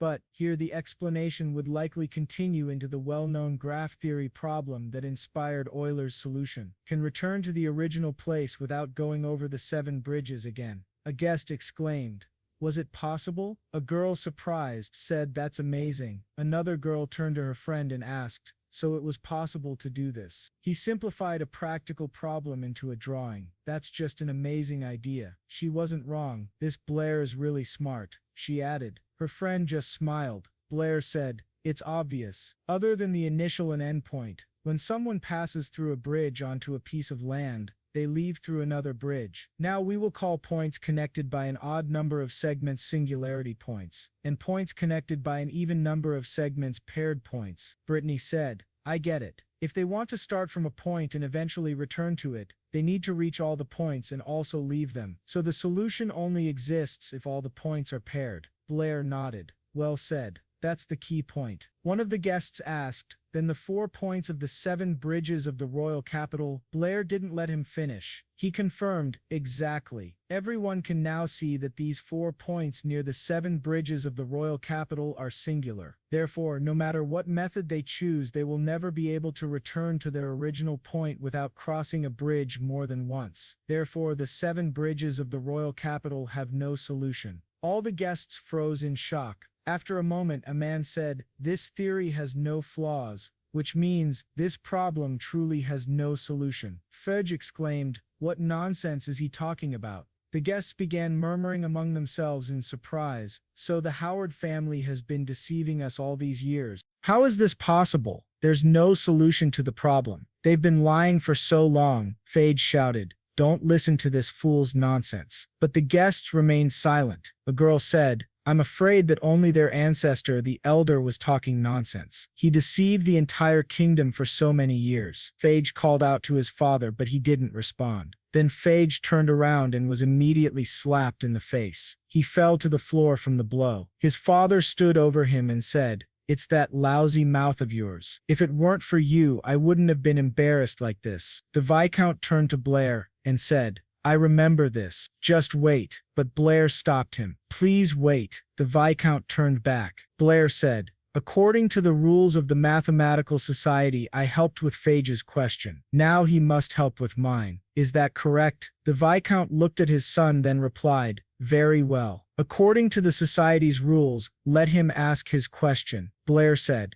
"My question is very simple. If the sides of a square are equal to 1, what is the diagonal?" The Viscount was surprised. Brittany asked, "Blair, don't you know that the Howard family put forward the Howard theorem?" The Viscount replied, "According to Howard's theorem, if the sides of a square are 1 unit each, then the square of the length of the diagonal is equal to 2. That is true." Blair shook his head and said, "You didn't answer my question. I didn't ask for the square of the diagonal. I asked for the diagonal itself." The Viscount clenched his teeth in anger. One of the guests said, "I never really thought about the diagonal itself." Another guest added, "He could probably show us that too." The Viscount fell silent. Blair thought, "Everything is as I expected." He had known about this number from the beginning. In his world, although scientists were respected, no one really knew them. People preferred gossip about celebrities over learning about the minds who contributed to the progress of mankind. But in this world, even though science is at a low level, scientists are highly revered. People respect knowledge more than magic. Scientists who have made major contributions to their fields enjoy not only international fame but also the respect of the royal family and aristocracy. That's why scientists have come together to take control of the economy and politics, forming a powerful force. The Mathematical Society is one such force. The Howard family holds an important position in the mathematical community. As such, the community's influence is significant. Even the head of Yabo City, Isabella's father, must show respect to the Howard family. The Mathematical Society includes scientists, politicians, and religious scholars. They believe that everything on Earth can be represented in the form of numbers. In fact, their ideas are similar to those of the Pythagorean school. The school of Pythagoras was this flaw was that they represented everything not as real numbers but as rounded numbers. Pythagoras believed that all values in the world could be expressed using ratios of whole numbers. However, Hippasus, a student of Pythagoras, was the first to discover otherwise. He realized that it was impossible to express the diagonal of a square as a ratio of 2 integers. This discovery shook the very foundations on which the entire school of Pythagoras was built. When the students realized that they could not solve the problem, they decided to deal with the one who had put it forward. In the end, they tied a large stone to Hippasus and threw him into the sea. But the truth could not be hidden for long. More and more people began to pay attention to the problem of Hippasus, and the school of Pythagoras was eventually destroyed. Numbers that could not be expressed using whole number ratios came to be called irrational numbers. From then on, people began to expand their knowledge of numbers, and mathematics grew into a broader field. Judging by the Viscount's expression, he had long known about the existence of irrational numbers. He wondered how people in this world treated Hippasus. The Viscount wiped away his cold sweat, and one of the guests said it was strange. Why couldn't she find this number? Another mathematician replied that it was impossible. There cannot be a quantity that cannot be expressed as a number. What is it? Brittany asked Blair. What's wrong with this number? Can it be expressed in any form? Blair replied, this is a completely new kind of number, and there are many of them in this world. Someone had already discovered a similar number, but the discovery was hidden. Thanks to the help of Phage, this discovery will now become known to the people. Phage looked at his father and noticed that his hands were shaking with anger. He became frightened. Then Kirsten, glaring at Blair, shouted that it was all his fault. He lunged at him and shouted,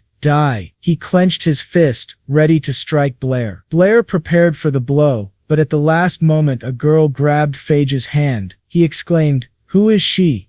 Let go of me. The girl apologized and said she had to stop him. Phage tried to break free, but couldn't. He thought, she seems to be a woman, but her grip is so strong. Suddenly his father's voice rang out behind him. The Viscount called out to him and asked, do you think you haven't done enough today? Phage turned around in fear, and the Viscount turned to his guests and apologized for the trouble his son had caused. It's my fault. I'll be stricter with him in the future. As for the number Blair had mentioned, he told the guests not to worry. Our mathematical society will do its best to find an explanation. He thanked Blair for his insight and added that he had work to attend to and had to leave. Gritting his teeth, he said, I hope you enjoy your evening at the estate. Blair thanked him in return. I also wish you a pleasant evening. He thought, even if the mathematical society tries to find an explanation, they won't succeed so easily. The Viscount left, leading his son with him, thinking that he had not expected this break to bring disgrace to their family. After that, Blair thanked the girl who had helped him and addressed her politely, calling her mistress. She asked, did you say Adam? Did you forget me? Are you really that callous? Suddenly Ella slapped Blair in the face and exclaimed, why are you opening your arms to strangers? Blair replied, I didn't do anything at all. What does that even mean, strangers? I didn't do anything to her either. The girl laughed and said, sorry for interrupting your moment. I was just joking. But you two have such a good relationship. I'm a bit jealous. Isabella exclaimed, who's flirting here? It's not what you think. She turned to the girl and asked, Alice, what are you doing here? Alice replied, didn't Brittany's teacher tell you? I always participate in this event, but I see you here for the first time. Brittany added, the Alice family is well known in the mathematics community in Yabo City. They've been participating in the workshop on behalf of their family for many years. Alice extended her hand to Blair. I'll introduce myself. My name is Alice. I'm in my 3rd year at Shandon NASA Academy, Isabella's classmate. I'm pleased to meet you. I hope my joke didn't offend you. Blair shook her hand in return. Alice leaned in close, examining him. Blair's gaze accidentally dropped to her chest. She smiled and said, you performed excellently today. It's the first time I've seen the Howard family turn from arrogant and pompous to so pathetic. Can we study mathematics together in more depth? Blair apologized and politely declined. You should ask the teacher for advice. I learned a lot from her. Alice smiled and said, you're not that easy to figure out, are you? I'll say goodbye for now. But when no one's around, let's chat some more. Blair said goodbye and Isabella, clearly annoyed, asked, what do you mean when no one's around, let's chat? Brittany also said goodbye to Alice. Isabella turned to Blair and said, you immediately forgot everything, didn't you? I see you don't mind going off with her. Blair turned to her and asked calmly, why should I go with her? Isabella pointed her finger at him and exclaimed, you're all the same. The moment you see a beautiful girl, you run after her. Blair scratched his nose and asked, could she compare to you? Isabella blushed. Maybe, and you think I'm prettier. Blair confirmed with a nod. She grew even more embarrassed, thinking, what a fool. But if he meant my face, not my figure, then, that sounds nice. Suddenly Calvin approached them and greeted them. Brittany smiled at him and asked, what are you doing here? Calvin replied, I'm the main character of the evening. I couldn't possibly miss this. Absolutely. Here's your paragraph with correct grammar, punctuation and sentence structure. I've also made small improvements for clarity and flow while keeping your original style and tone intact. Calvin replied, the problem you solved and the number you mentioned are not simple at all. The Howard family considered the riddle of the 7 bridges to be their pride. Today, you said that this riddle has no solution. This has led to the Howard family's position in the mathematical society being in great doubt. And as for the number you spoke of, the mathematical society solves complex problems using numbers, but now they cannot even find a single segment using this one. Can this number really be found? If not, then the entire society, no, even the whole world of mathematics will be shaken. So I want to ask you, who are you? Why did such talent suddenly appear only now? What is your goal? Blair smiled and asked, what are you talking about? Everyone saw how Phage asked me to solve a problem. I just had an idea and voiced it. As for that number, it's pure curiosity. And didn't Howard say he would definitely find this number together with the Mathematical Society? Calvin agreed and said that he must have imagined it. He told Blair not to worry, their society is always on the side of truth. But he warned Blair to be careful with the Howard family. He feared that Blair should not try to compete with them. Meanwhile, the Viscount sat on a chair in front of his beaten son who was lying on the floor. Phage was breathing heavily from the blows he had just received. The Viscount's subordinate said that everything was ready, they could begin. The Viscount replied that they would wait until he left the estate, just like before. He told his subordinate to make it look like an accident. No one should see it. His subordinate bowed to him. Suddenly, the Viscount's second son spoke up, saying that he was killing again. The blond young man stood behind his father and smiled. The Viscount turned around and, calling him Abel, asked, is it you again? The Viscount's subordinate looked at Abel in surprise and said, this is impossible, I did it with my own hands. Abel came closer and said, your surprise is normal. After all, I myself ordered it just like this time. Abel approached Phage and the Viscount, jumping up from his chair, asked, why didn't you die? Why did you appear again? Is this Blair your man? Abel said, you're so cruel. What a terrible example you set for your son. The Viscount pulled out a revolver and told him to answer the question. Phage looked at his brother in surprise. Abel replied, you're asking too many questions. I don't even know where to start. He stood up and continued, fine, I'll tell you. That young man named Blair is not related to me in any way, but I had an excellent reason to return. What will I do? Abel said, I'll tell you. I'm going to completely change the Howard family. The Viscount asked again, you're going to change our family? Abel confirmed and asked, what do you think is the basis of our family? The Viscount replied, of course, glory. Abel shook his head. No, it's a hoax. The Viscount asked, in what sense? Abel smiled and asked, isn't it obvious? You know it yourself. The bridge problem couldn't be solved. Neither could that number. But to protect the glories of our family, and in the name of the Mathematical Society, you chose to hide the truth. All these years, whenever someone tried to reveal it, you got rid of them, by any means necessary. Even me. Your own son wasn't an exception. Enough, the Viscount shouted. He pointed the revolver at Abel again and said, for the sake of our family, I will kill you again. Abel replied, you've already crossed the line. Do you remember what I told you? The truth cannot be hidden forever. One day, someone will discover it, and destroy this family built on lies. That someone is Blair. He's already revealed the truth to the mathematicians of Yabo City. Sure, you can try to deal with him, kill him even, but can you really silence all the witnesses? He grabbed the barrel of the revolver and pointed it straight at his chest. Then he said, if you can't do that, then tomorrow the truth will be known throughout the entire state. Your family name will be destroyed and everything in the Mathematical Society will be turned upside down. The Viscount's hand trembled. Abel asked, can you still support the existence of this family? The Viscount let go of the revolver and asked weakly, then what should I do? Abel smiled and replied,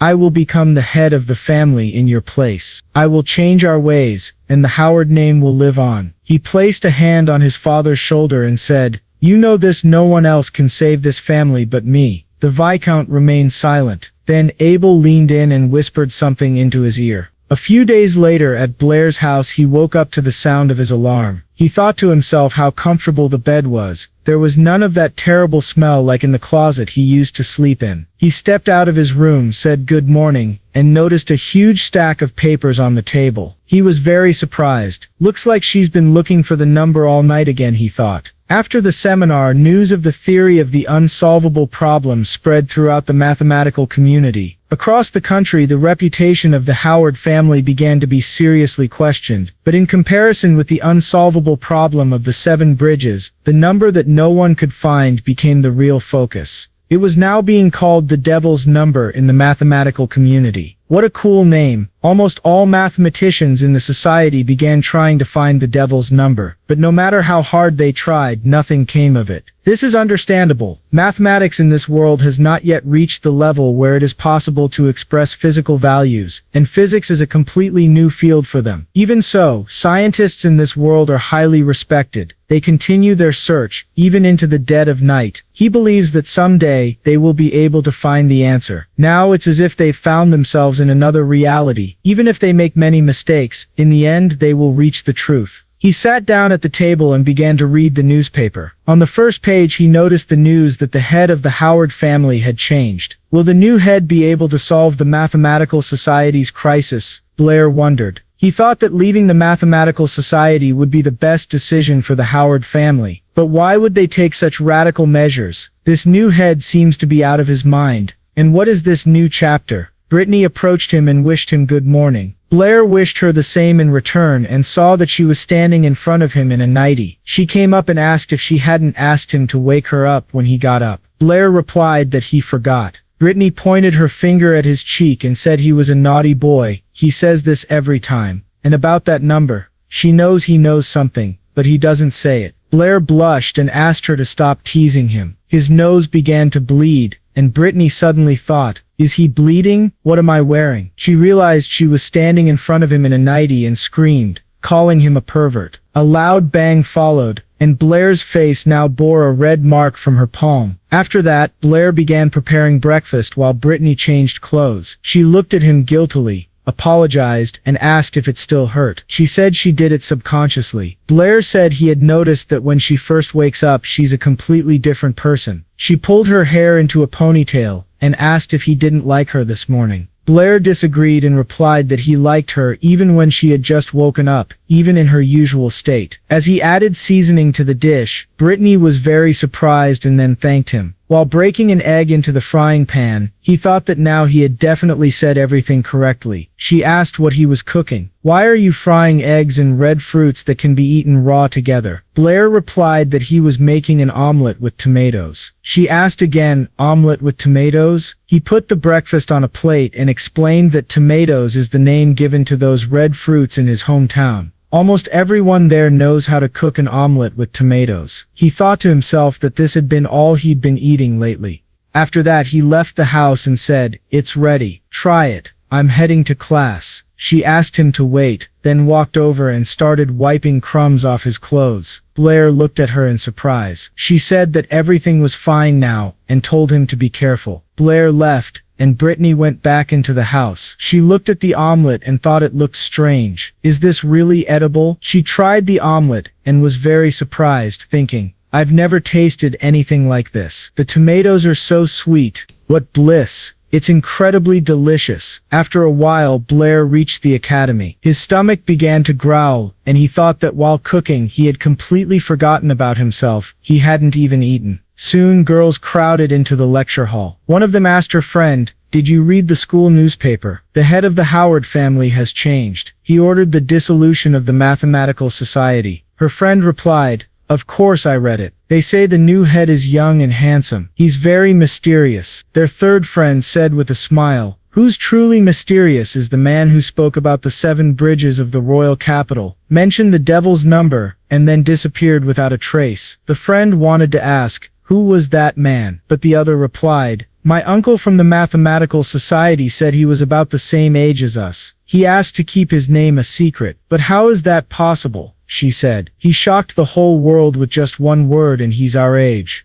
I don't believe it. What if he's just a secretive old guy? Meanwhile, Blair was sitting nearby at a desk and Isabella stood next to him. She turned to him and asked if he was listening to what she was saying. She asked him if he really didn't know how to find the number. Blair replied, I told you I don't know anything. Isabella exclaimed, that can't be true. You're definitely hiding something. Suddenly, Alice entered the hall and asked Isabella if she was bothering Blair again. She greeted Blair with a good morning and then blew him a kiss. Isabella asked, aren't you in your 3rd year? Why are you here? And why is Blair yours? Blair greeted Alice with a good morning, and his classmates perked up. They looked at the girls and one of them said, those are the most beautiful girls of the 3rd year, Isabella and Alice. Another guy said, They came for Blair. How did this guy get so lucky? Is he really that popular among girls? Jasmine noticed them, and Alice leaned over to Blair and asked what they were. Talking about that, suddenly Blair's stomach growled with hunger and he awkwardly looked away. He apologized to them and Alice left. Isabella looked at Blair, displeased, and asked, "Is he a pig? It's not even lunchtime yet." Suddenly Alice handed Blair a bun and said that she had accidentally taken an extra portion today. Would he help her eat it? Blair looked at the delicious bun with sparkling eyes and agreed, saying that she was a good person. But suddenly Isabella pinched his cheek and told him not to do it. "How can you accept food from someone else?" Blair replied that he wanted to refuse, but the bun smelled so good. Isabella got angry and asked, "If you were hungry, why didn't you ask me?" In response, he asked, "Weren't you the one who just called me a pig?" Isabella exclaimed, "That doesn't matter. It's your fault I said that. I came first." Alice told Isabella that Blair is a genius. It's only natural she sympathizes with him and wants to help. Isabella gritted her teeth in irritation, then handed Blair her food and told him to take it. She also took an extra portion. "Give her bun back and take mine instead." Blair looked at the sandwich and agreed. Alice asked, "Why do you get to decide for Blair? As far as I know, he's not in an official relationship with you." Isabella got really angry and told Blair to choose, would he take her sandwich or Alice's bun. He could only choose one. Alice said it didn't matter what he chose as long as he liked it. Blair thought that he just wanted to eat in peace. Sparks began to fly between Alice and Isabella, and Blair smiled awkwardly. Blair chose the sandwich and thanked Isabella. She was happy and said that meant he liked her sandwich better. Suddenly Blair stuffed both the bun and the sandwich into his mouth at once, and his cheeks puffed out. He swallowed with difficulty and said that both the sandwich and bun were delicious, thanks to both of them. Everyone looked at Blair in shock. Isabella said the sandwich must have been really tasty, if he gobbled it up so quickly. Alice noticed remnants of cream on Blair's cheek, wiped it with her finger, then licked it and said, "You left this here, you're so sloppy." She kept licking her fingers, saying that her bun was so delicious. Isabella exclaimed, "What does that even mean?" Suddenly the bell rang, and Alice said it was time for them to go to class. She said goodbye to Blair and told him to study well. Blair said goodbye to her, and then Isabella pointed her finger at him and said, "She's gone. You better wait for me in the classroom after class." She left the room, slamming the door loudly. Blair sighed in relief, thinking that they had finally left. Suddenly, his friend pinched his cheek and asked when he had time to meet Alice. Blair replied that it was a few days ago in the evening. Toby exclaimed, "In the evening?" Blair asked what he was getting at. "A few days ago, Brittany's teacher took him to a mathematical society seminar where he met Alice." Toby asked, "You were at that seminar a few days ago? Is that where they started talking about the number of the devil?" Blair ignored him and said that Brittany's teacher had arrived afterward. Then Blair went to the board and started writing a problem. Brittany said they could try different methods of solving it. "The most common method is this. Now let's divide into groups and try to solve the problem on the board." She nudged Blair with her elbow and quietly called out to him. He turned around and saw that she was handing him bread. She said, "You forgot to eat breakfast again.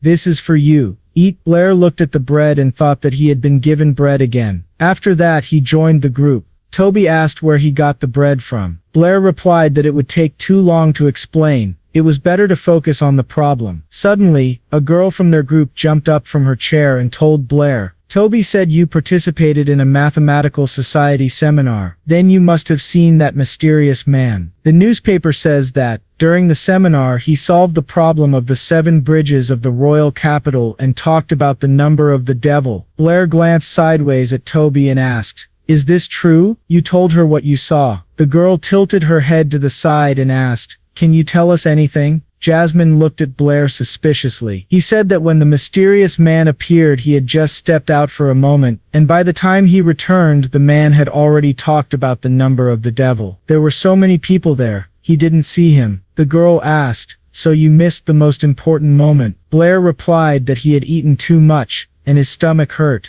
There was silence between them. Toby said, "Your stomach hurt at such an important moment? You didn't take advantage of the opportunity." The girl asked what he meant, but in any case, Blair had the chance to participate in a mathematical society seminar. The most important people in the city of Yabo gather there. If you meet even a few of them, That's already amazing. She smiled and asked Blair if he had any free time. Maybe they could do math together. I have so many questions. I also have a very big house. If we get tired, we can sleep there. Toby asked, "Is this how you want to study math?" He exposed her. The girl exclaimed, "Shouldn't. She studied mathematics." All this time Jasmine was silent, scrolling through suspicions in her head. After finishing class, Blair went out into the corridor and said that it was good he was fast. Otherwise, Isabella would have caught him again. These girls were still annoying. He'd better practice magic, that was more important. He needed to keep his magic at a good level. Suddenly, someone asked when he had become so interested in magic. He turned and saw a hooded figure in front of him. The figure put a weapon to his throat, and Blair asked who it was. In front of him stood Jasmine, hiding her face under the hood. She told him not to twitch. The dagger was very sharp. Blair raised his hands and asked what she was doing. She said that, if she wasn't mistaken, it was he who had spoken about the 7 bridges of the royal capital, and the number of the devil at the seminar. His skills in both magic and mathematics had grown rapidly. He wasn't Blair. Blair never had such talent. Let him say, who is he, really? Why is he pretending to be Blair? Blair replied that there were too many questions and he didn't know where to start. But first, he was Blair. He thought it best not to mention the fact that he had moved, at least not yet. Jasmine exclaimed, "What nonsense is this? Do you think you've disguised yourself so well?" She began pulling his cheeks in different directions and said that any mask could be removed. But suddenly she was shocked there was no mask. She began to wonder if she was somehow failing. Blair kicked her lightly in the leg and she began to fall, closing her eyes. But instead of hitting the ground, she felt herself being held. She opened her eyes and saw that Blair had caught her. She blushed slightly, and they made eye contact. Then she exclaimed, "What are you doing? Let me go." Blair replied that he could let her go, but she shouldn't put a knife to his neck again. He showed her the spoon she had used as a weapon and said that one careless move and he could have bled. He told her, "You're convinced I'm not wearing a mask, so just believe that I'm Blair." She turned away and told him to let her go. She pulled away from him and asked, "Even if you're not hiding anything, why did you suddenly become so good at magic and mathematics, and your manner of speaking has changed too?" Blair replied that it was a long story. "I am Blair, but at the same time, I'm not. In fact, I slept for a long time, and when I woke up, I became like this." He told her he came from a world where there was no magic, but science was well developed. People there didn't know how to use magic. To them, magic was just fiction. But in that world, science was so advanced it surpassed even magic. With the help of technology, people could do things impossible even with magic. They had explored distant worlds in the universe and could even fly to other planets. "In that world, I was just an ordinary math teacher," he said. "So I can use mathematical knowledge no one here has even heard of." Suddenly, in his imagination, Jasmine raised her hand and called out to the teacher. Chan Luo asked what her question was. She asked, "Can they really cross the sky? Are there really other planets out there?" He replied that it was an excellent question. Of course, the sky can be crossed. And yes, besides our planet, there are countless others in space. Jasmine thanked him for the answer and asked why he suddenly looked so serious. Blair snapped out of the fantasy, finished his story and apologized to Jasmine, saying he might have said too much. He cleared his throat and added,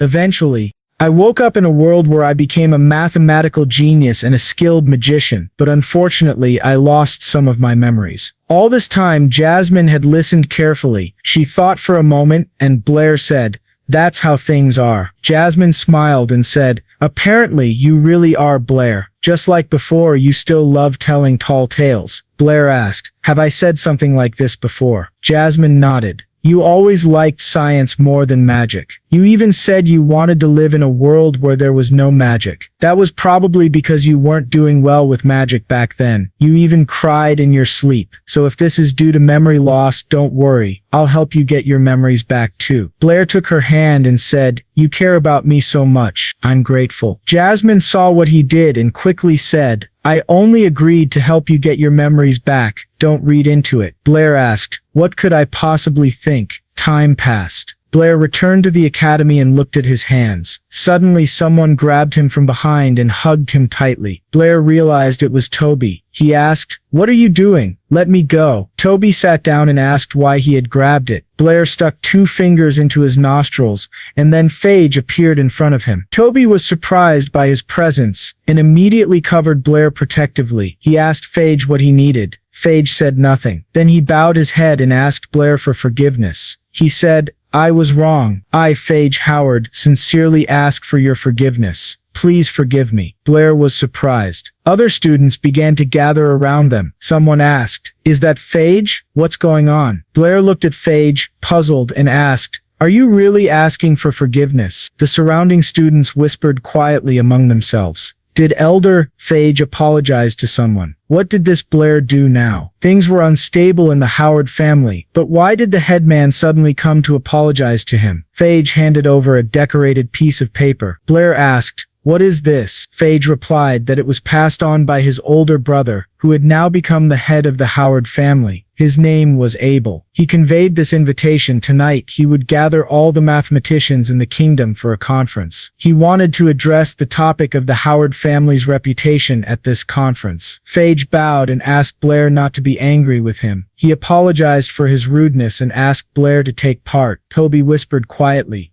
"You don't need to go there. Why did he suddenly talk to you like that? This is definitely some kind of trap." Blair looked at the invitation and began to think about it. Sometime later, many people had gathered at the Howard family's estate and were speaking with one another. Blair also went along and muttered that, in the end, he couldn't stay out of it, so he came. He wondered how the new head, Abel, was going to handle the situation. Suddenly, someone grabbed his ear. He felt a familiar sensation. Isabella said, "I knew you would come. And where did you go this afternoon?" "I told you to wait for me in the classroom after class." Brittany was also surprised to see him. She said that she had searched for him all over the academy. Blair asked the teacher if she had also received an invitation. She replied that the news of the conference at the Howard estate had already spread among all the mathematicians in the kingdom. Almost all the city's mathematicians were there. Some had even come from other regions, but no one else had received any official invitation. Blair thought this was strange. Was he the only one who had received a personal invitation? Someone gently touched his ear. Alice asked what had happened to it. "Is it all because of her? I can massage your ear," she offered. Isabella jumped in. "What are you doing here?" "I just grabbed his ear. It didn't hurt, right?" Alice said. "But he's all red. That means it did hurt." Blair thought to himself, "They're both here again." Brittany moved ahead and told them they should go, because the conference was about to start. They followed the teacher and walked on. Blair looked ahead and noticed that the image of the 7 bridges of the royal capital had already been taken. Brittany asked how Abel would manage to resolve the situation. Blair asked the teacher if she knew him. She replied that they were classmates. He once wanted to become a teacher at the academy, but 3 years ago, he suddenly disappeared. She had been very surprised to learn just a few days ago that he had become the new head of the Howard family. Blair asked, what kind of person was Abel? Brittany hesitated, unsure how to explain. All he ever thought about was math. Meanwhile, Abel sat at a desk in his office, looking over papers. Phage approached and told his brother that everyone had already gathered and was waiting for him. Abel asked, "Have you ever fallen in love? Anticipation only increases the passion on a date. By the way, did that guy come?" Foles replied,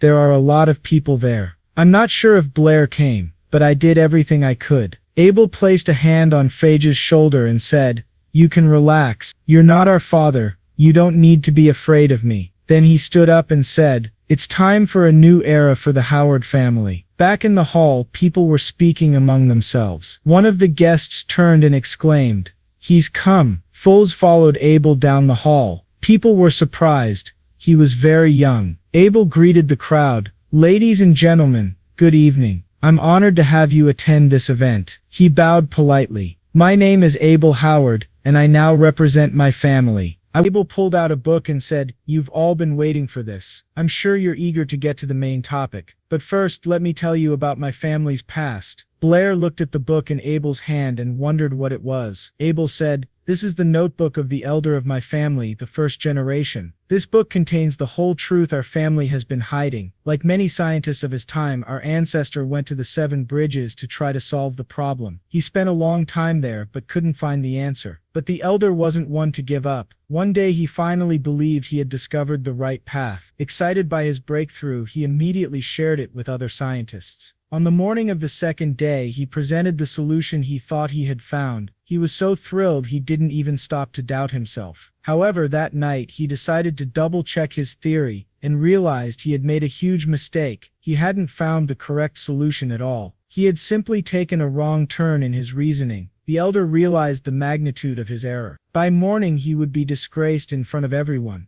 Unable to bear the shame, he decided to throw himself into the river. With his death he sought to atone for his failure. He left behind his notebook in which he described everything in detail, what happened to him. In his note he called on his descendants to reveal the truth to the people. But the elder did not expect that his descendants would not fulfill his wishes. They hid the truth instead. They decided to conceal the book and tell people that the elder had found a solution, but the evidence had drowned in the river. All of this was done in order to preserve the family's honor right up to this very day. But the truth cannot be hidden forever. The Howard family must now face it. Having finished his story, Abel bowed to everyone present. Phage tried to say something to his brother, but Abel continued, saying that, on behalf of the Howard family, he would like to apologize to everyone for hiding the truth for so many years. People were surprised and asked, "Is this true? So this is how it was? The Howard family hid it for so long."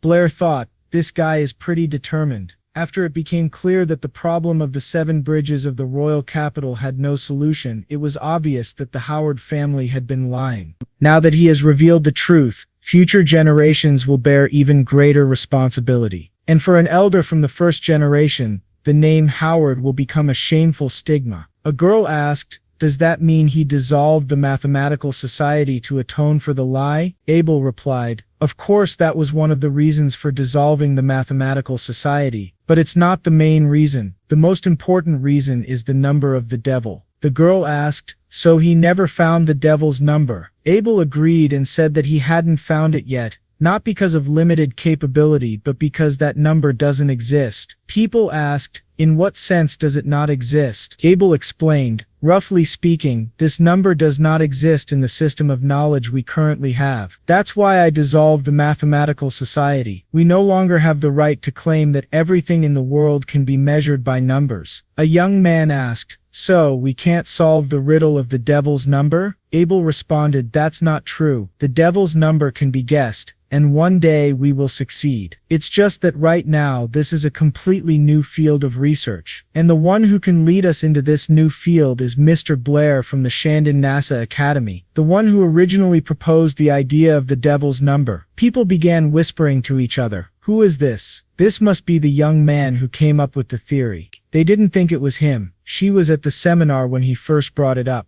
Abel said, "Many of you probably don't know his name. That's because he's very modest. When he introduced the devil's number at a meeting a few days ago, he asked that his name not be made public. But now, to step past this obstacle and enter a new field, I must ask this gentleman to help us." Brittany asked, "What should we do?" They suddenly noticed that he had already disappeared. "Where did he go?" someone asked. Phage turned to his brother and said, "He's not here." Abel replied, "I thought his curiosity would get the better of him, and he'd come. But it seems I was mistaken. Sooner or later, he will appear." Sometime later at the academy, students were buzzing with excitement. "Did you hear the latest news? Everyone's going crazy. They say the person who proposed the devil's number was Blair." She heard it too, and now everyone's urging him to find the number. Blair thought to himself, "That Abel guy, he dumped it all on me. Now no one cares about the Howard family's scandal. They only care about the devil's number." Toby pointed a finger at Blair and called out to him. Blair noticed and said, "I already told you I left once I realized things were getting too intense. I haven't seen the rest, so don't ask me." Toby tried to say something else, pointing again. Blair looked where he pointed and saw a history teacher, Mr. Hank. The teacher said, "I know you're really good at math now, but what about my subject? You've never passed it." Blair replied, "I'll explain everything. It's just that my knowledge of history is a little tangled up right now." Hank slammed his hand on the table and said, You need to remember something. Even if you're famous now, you're still a student. You must pay attention to your studies. Don't get arrogant. Toby suddenly interrupted. Sir, someone's come for Blair. Hank, irritated, snapped. Can't you see I'm talking to him right now? Toby panicked, trying to explain who it was. But Hank shouted again. I said I'm talking to him. Nobody cares who it is, not even if it's the deputy director. Got it? Just then, Calvin grabbed Hank by the shoulder and said, I came for Blair.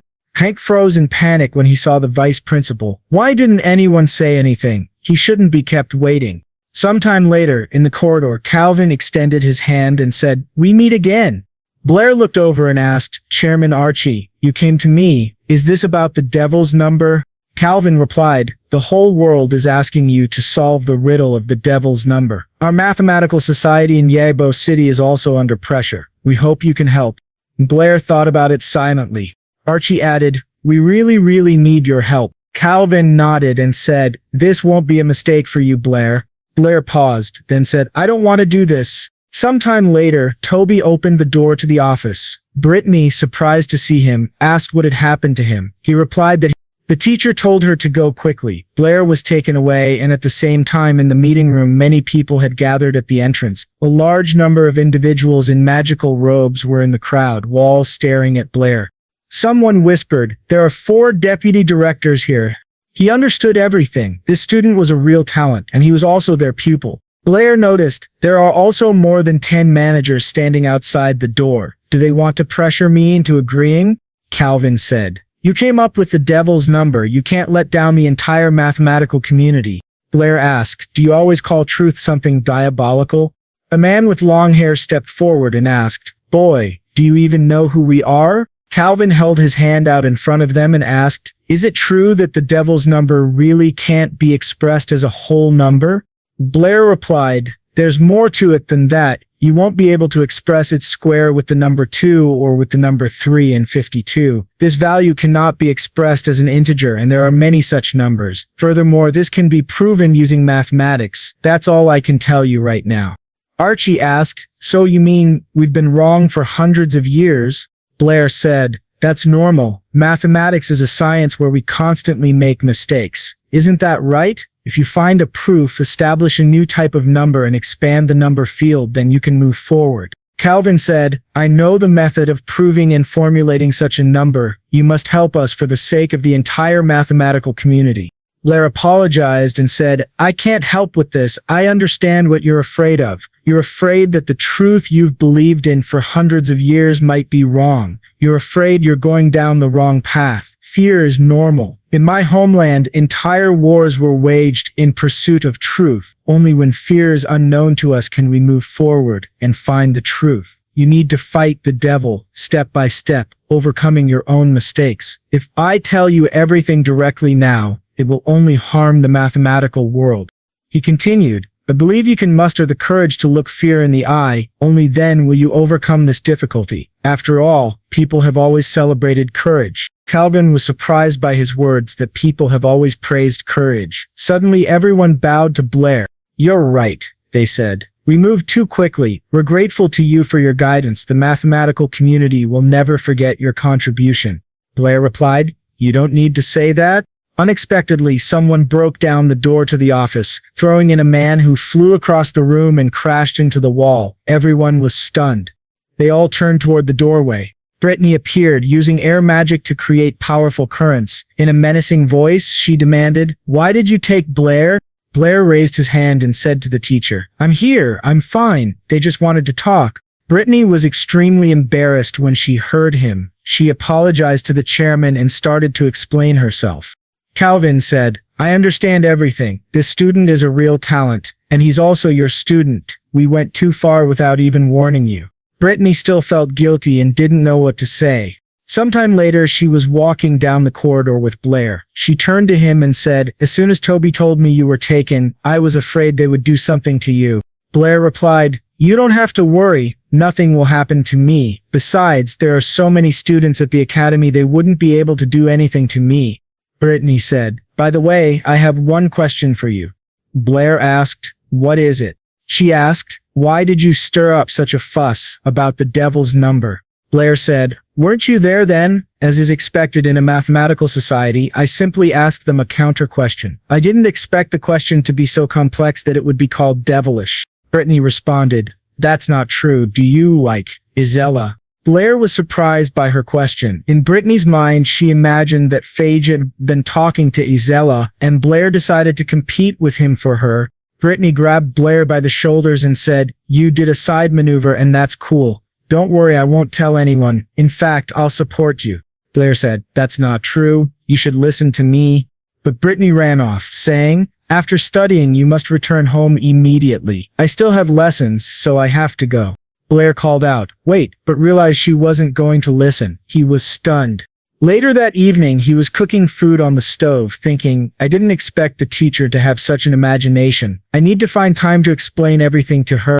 Isella approached him and asked, "What are you doing? Are you cooking? It smells tasty."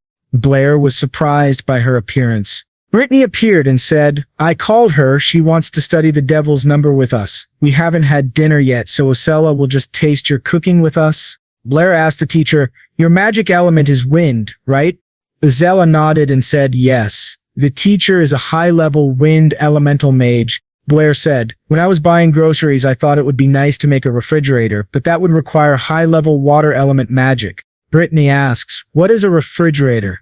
The year says, "It's an ice chest for storing food." He hands her a piece of paper, which she takes. Isella comes up to her to look, and they both examine the drawing. Isella begins to laugh loudly and says that he is such a talented artist. Blair snatches the drawing and says he didn't ask her. "This is called a drawing," he says. She responds, "It looks like something a dog scratched with its paw." Brittany starts using magic and asks, "Do you need this refrigerator?" She creates a refrigerator from energy and asks, "Is it supposed to be like this?" Blair touches it and says, "That's exactly what it is. How could you do this?" Brittany replies, "As you see it, I also have water elemental magic, so it was easy for me." Isella asks, "How is this possible? The number of magicians who master two elements can be counted on one hand." Blair asks the teacher, "She is so talented in magic. Why did she stay at the academy?" Brittany becomes a little sad and remains silent. She looks at the food cooking on the stove and says, "It looks like the food is ready." Blair runs to the stove and says he forgot to turn it off. After that, he places several dishes on the table. Isella says, "It smells good, but it looks rather strange. I've never seen anything like this." Brittany says, "I used to find his food strange too, but it's actually very tasty. You must try it and find out." Blair says, "These are all recipes from my homeland. It's normal that you haven't tried them. Besides, I haven't invited you yet." Isella asks, "How can such an idiot cook deliciously? I would rather die of hunger than touch this strange food." After a while, they all ate. Isella blushed and thought it was very, very tasty. Blair notices this and says, "You said you'd rather starve?" She immediately grabs his ear and pulls. "It's not my fault. It's all because you cooked it too tasty." He yells, "I'm in pain." Brittany laughs watching them. They both notice and ask the teacher what's wrong with her. She calms down a little and says, "I just thought you two make a great couple." They both blush upon hearing this. Isella lets him go and says, "Who would even want to date this idiot?" Blair asks, "Who would want to date such an arrogant person?" Brittany says she will be moving up to entry level soon. She asks, "What element do you want to practice?" Isella says she plans to choose the wind element like Brittany. Brittany says although the wind element is quite strong, it won't help much in battle until you reach a high level. Besides, the most important thing for a girl is self-defense. You might want to consider the earth element. It has the greatest protective power. Isella says she doesn't want to because earth element magicians have too scary outfits. Blair thinks that's a really good reason. Isella grabs him by the ears and begins to pull. He turns to her and says, "I didn't even say anything." She replies, "You definitely thought badly of me. I can tell just by your glance." Brittany asks him, "Which element will you choose?" Blair reflects and says, "As a child, I decided I liked all the elements." Isella grins and says, "Keep dreaming. Do you really think you're so talented you can master all four elements?" Brittany thinks for a moment and says maybe he can do it. Isella is surprised and says, "He just says whatever he wants. Why are you agreeing with him too?" Brittany doesn't let her finish and says, when he casts a spell, a very chaotic and dense aura immediately forms around him. Perhaps he could actually control 4 elements at once. She stands up and says, we'll talk about it later. When the time comes, you'll know which element to choose. Although you're here to study mathematics, I can also help you with magic. They both say, that's cool. Brittany says, however, if you want to become great magicians, you can't rely only on magic. Although the gods granted us the ability to perform magic, the existence of spells and gestures means magicians spend a lot of time activating their powers. To compensate for this, mages need to train in martial arts to be able to fend for themselves when there's not enough time to activate magic. Blair thinks, with magic, you don't have to waste energy on washing dishes. It's very convenient. Brittany says, martial arts are often much more useful than magic. I hope someday you'll become familiar with them. So before I teach you magic, I'd like to show you martial arts as well. Blair wonders if the teacher really knows martial arts. Isela tells the teacher that she has already studied martial arts at home. Can she show her? Let him see what it is. Brittany agrees and tells him to be careful. Isela says, you don't have to worry, I won't be using all my power. Even though he's better than me in magic and mathematics, I will definitely defeat him in martial arts. Sometime later, they gathered in the hall and changed their clothes. Isela says, very soon you'll be crying in front of me. She starts running toward him. She runs up to him quickly and before striking, warns him that she's about to attack. Blair manages to dodge the attack. She continues to strike but still can't reach her target. Blair grabs Isabella's hand, which greatly surprises her. He is able to pin her to the floor by holding her hand behind her back. She yells, idiot, let me go. Blair says he will let her go, but Isabella suddenly throws a kick. He manages to dodge and thinks it was a sneaky maneuver. With very fast movements, he spins, causing her to lose her balance. Realizing that she is going to fall, she opens her eyes slightly to find out what happened. Blair caught her and didn't let her hit the ground. He asks her for forgiveness and she blushes because of this. Brittany asks, so, you studied martial arts? Blair replies, it's not that I studied it seriously, I'm just really interested in it. For some time back in my homeland, I practiced the art of sanda. Brittany raises an eyebrow. Sanda? I've never heard of that before. Your homeland must be very mysterious. Blair becomes embarrassed, realizing that he's acting suspiciously.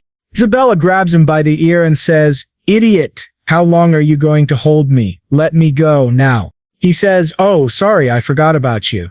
She lets him go and says that if the floor hadn't been so slippery, she definitely wouldn't have lost.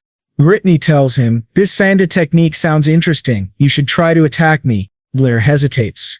Sanda's power is difficult to control, he says, and nearly slips and says, Isabella instead of Sanda. Brittany smiles, don't worry, just hit as hard as you can. He agrees and tells her to be careful. He begins to run toward her quickly.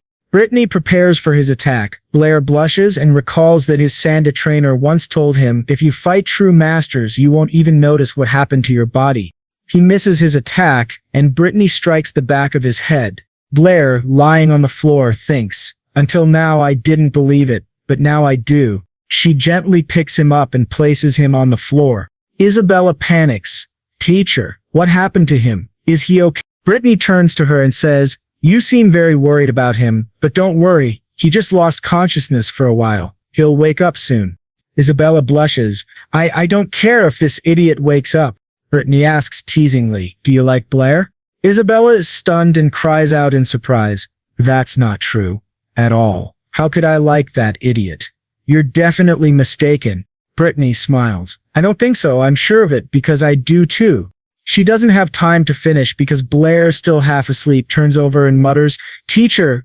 Isabella is surprised but quickly covers her mouth to stop herself from screaming. Blair starts to wake up. What happened? Later in class, Blair, wounded and bandaged, says, ugh, I'm in pain. Toby walks up and asks, what happened to you? You slept at the teacher's house and came back with injuries. Did you have a hot night?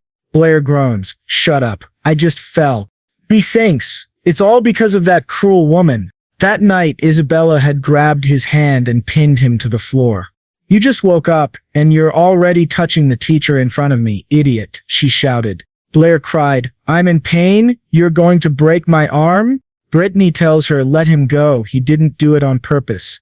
Blair thinks. Her technique is poor, but she's strong. She actually broke my arm.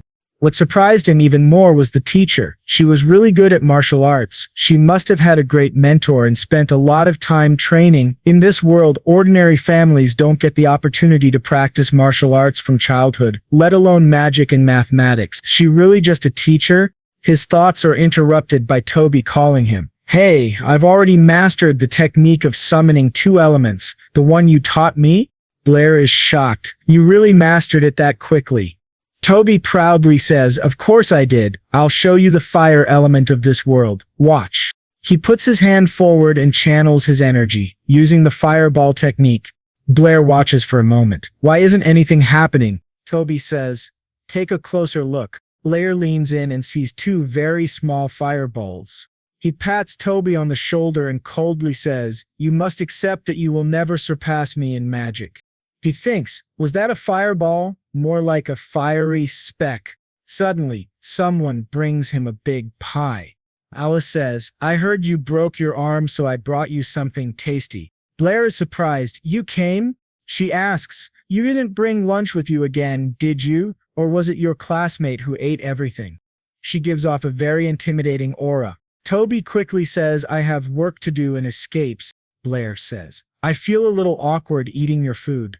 Alice sits beside him and asks, wasn't it tasty? He replies, it's the most delicious food I've ever had. But don't you need to eat too? Why are you standing here with me? She says, I have a question. Blair says, go ahead. If I know the answer, I'll definitely tell you. Alice asks, do you like Isella?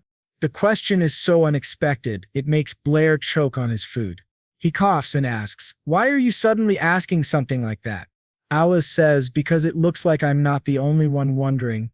So what is his answer? Blair says that right now all he's thinking about is magic. Alice replies, that's a very boring answer, but it's not bad. She leans toward him and kisses his cheek. As she leaves, Blair asks, what are you doing? Alice waves to him and says that she'll come see him more often. Some students notice and think, Isabella is always with him. And now also Alice? Blair's turning into a real heartthrob. Some time later, in the library, Blair wonders what Alice meant. He doesn't understand it and decides not to think about it for now. On this floor, he's already read almost all the books on magic. It's time for him to go to the second floor, where there seem to be books of a higher level. A library worker is sitting there reading a comic book. A handsome magician has fallen in love with her in the story. Blair approaches her.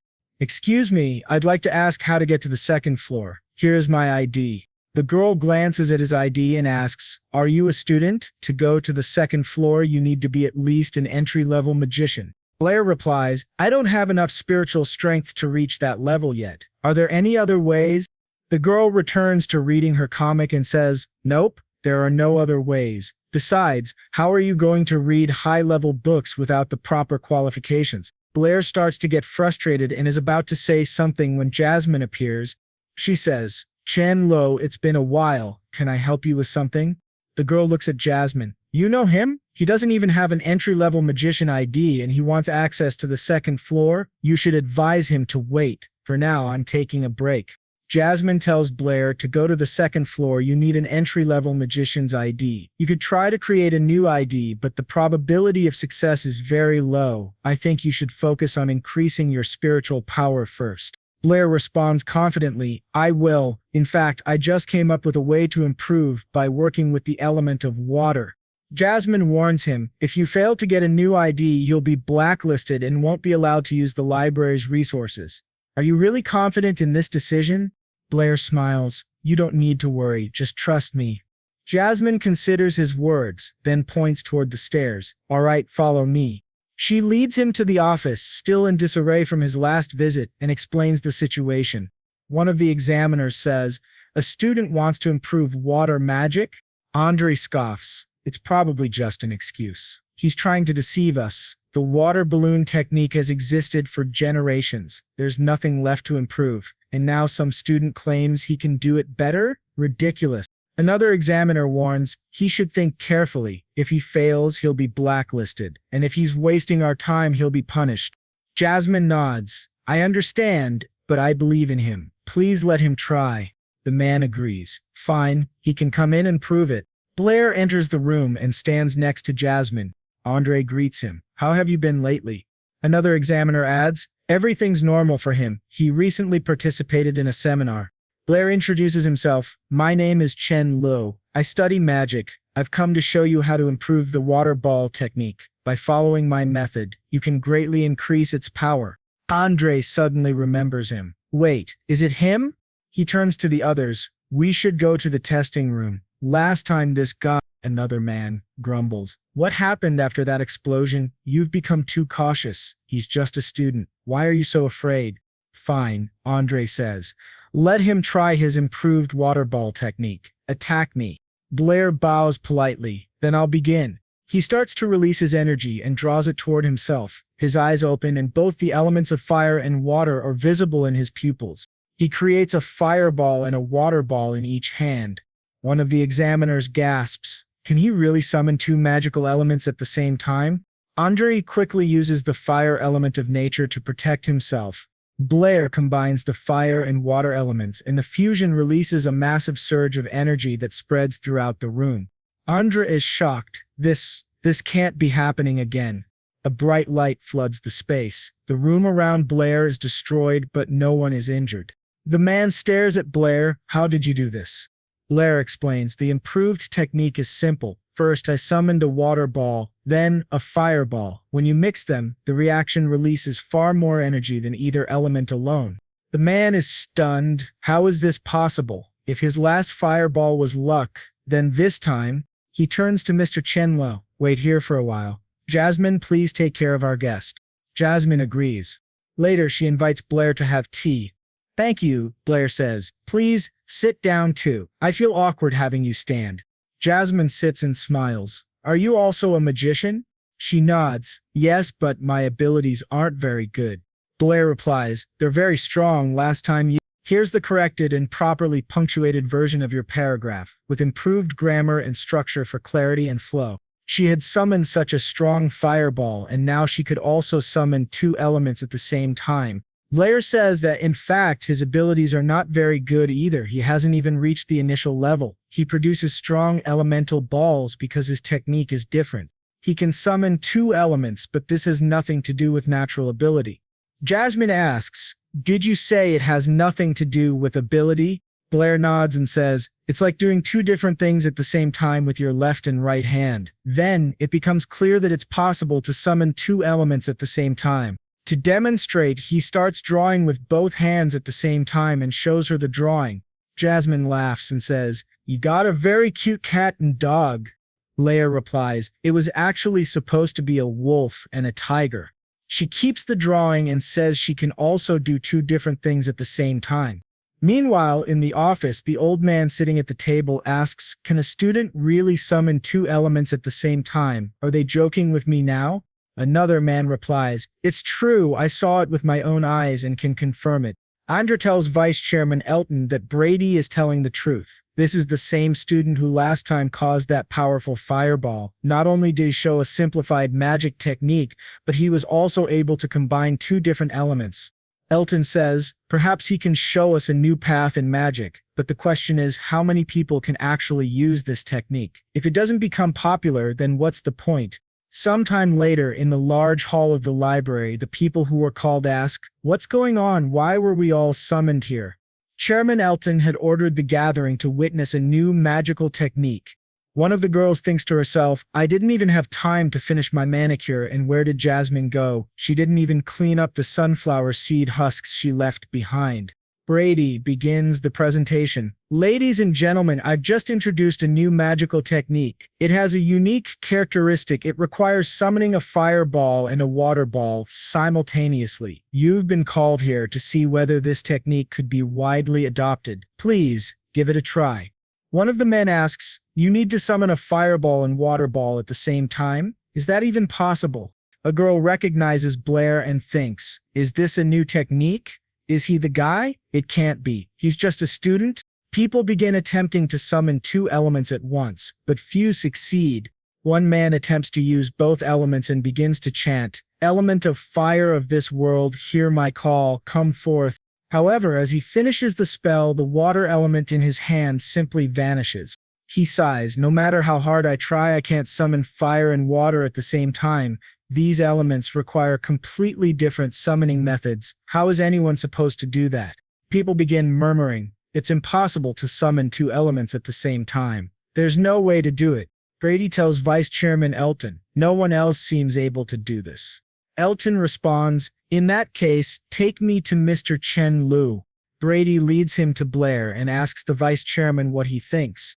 Elton says, it appears that only he is capable of this magic. Since no one else can do it, I suppose I failed the exam this time. As they enter the office, they are shocked to find Jasmine using two elements at once, holding a water ball in one hand and a fireball in the other. Everyone is stunned. She stops when she sees the vice chairman. Blair greets them and says, Jasmine is a pretty smart girl. She's already mastered my technique. So, he asks, what about the exam result? Elton answers, according to our rules, at least 3 people need to successfully master a new technique. We gathered members of the Magician Society and no one was able to summon both a fireball and a water ball except this girl. Jasmine asks, does that mean he failed the exam?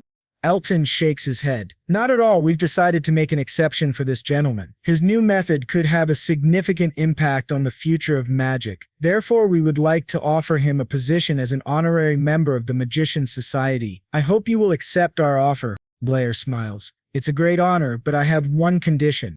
Elton asks, and what is it? Blair replies, I want Jasmine to become an assistant manager. Jasmine is stunned. You're talking about me? Sometime later, in the main hall of the Magician Society, the girl who had been reading the comic asks, did Jasmine get promoted to assistant manager because she helped that guy? It should have been me. That fool stole my chance. She grabs another girl and demands, where are she and that student now? The girl says she doesn't know. The angry one pushes her into 2 other workers, then realizes they must be on the 2nd floor. I'll wait for her. Meanwhile, Blair writes something on a long piece of paper. Elton reads it and says, this is good. Now the copyright of the advanced water balloon technique belongs to Mr. Chen Lu. The right of representation will remain with our Magician Society. Blair is surprised. Did you say copyright? Is there really such a thing in this world? Elton smiles. Yes, our Magician Society will help advertise your new technique, but if anyone wants to learn it, they'll have to pay for it.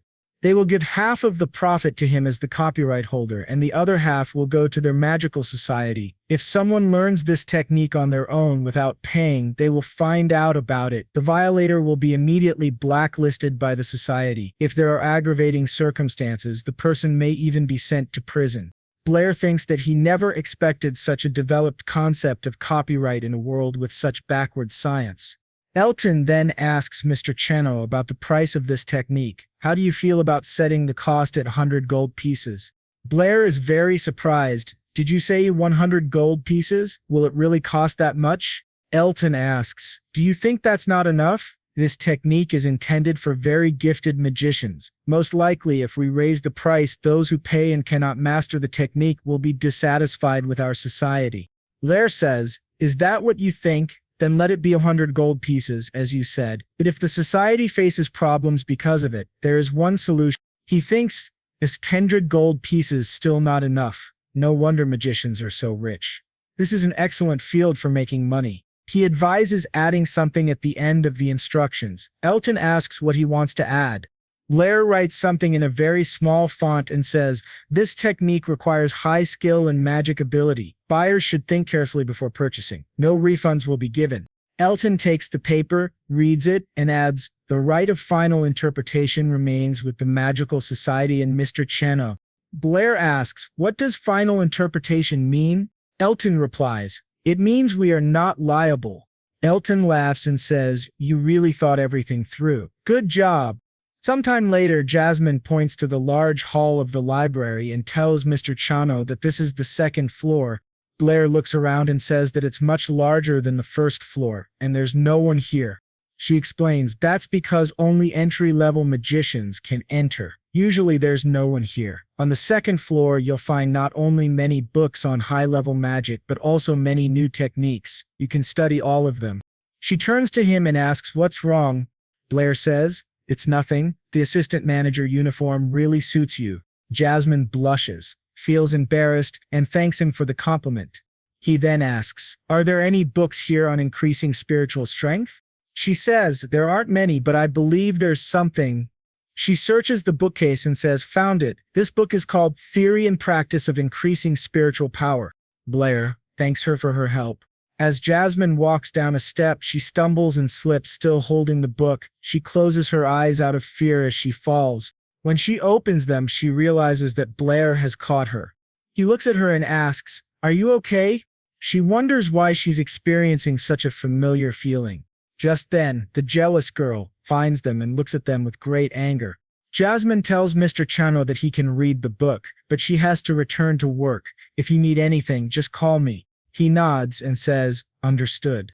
The angry girl watches and thinks, "I knew it. This fool is seducing him, really." She approaches him and says, "Mr. Chano." Blair notices her and wonders, what does this woman want now? She smiles and says, "Congratulations on passing the exam. I knew you would succeed. By the way, can I help you with anything? I can do whatever you want." Blair wonders why she's getting so close. He replies, "You should leave." His response surprises her greatly. He stands up and apologizes, saying, "I was lost in thought," and answered carelessly, "Let me say it again, dear madam. Could you please leave?" "I need to start reading, which I'm unfortunately unable to do with distractions." The girl, flustered, apologizes and says she was rude earlier. "It was my mistake. Please listen to me. You mustn't believe anything that Jasmine tells you. She's not being honest." Blair sits down and says, "She didn't say anything bad about you, but since you mentioned it, I assume you often do something bad. Now please leave or I'll have to call Chairman Elton." The girl gets scared and quickly says, "There's no need for that. I'm leaving." Sometime later, Blair closes the book and thinks to himself, "I need to try the tips in this book." All magicians know that the level of spiritual power depends on natural talent. For more talented magicians, spiritual power increases faster. For the less talented, it increases more slowly. Currently, magicians know two main ways to increase spiritual power: meditation and constant use of magic. However, the author of the book discovered that when learning new techniques, a magician's spiritual power becomes depleted, but after resting, it recovers and the upper limit increases significantly. Therefore, Blair concludes he needs to continuously deplete and restore his spiritual power. In this way, he can grow stronger, even overcoming the limitations of his natural talent. "Then I'll start today," he thinks. "This may be my chance to become a real magician."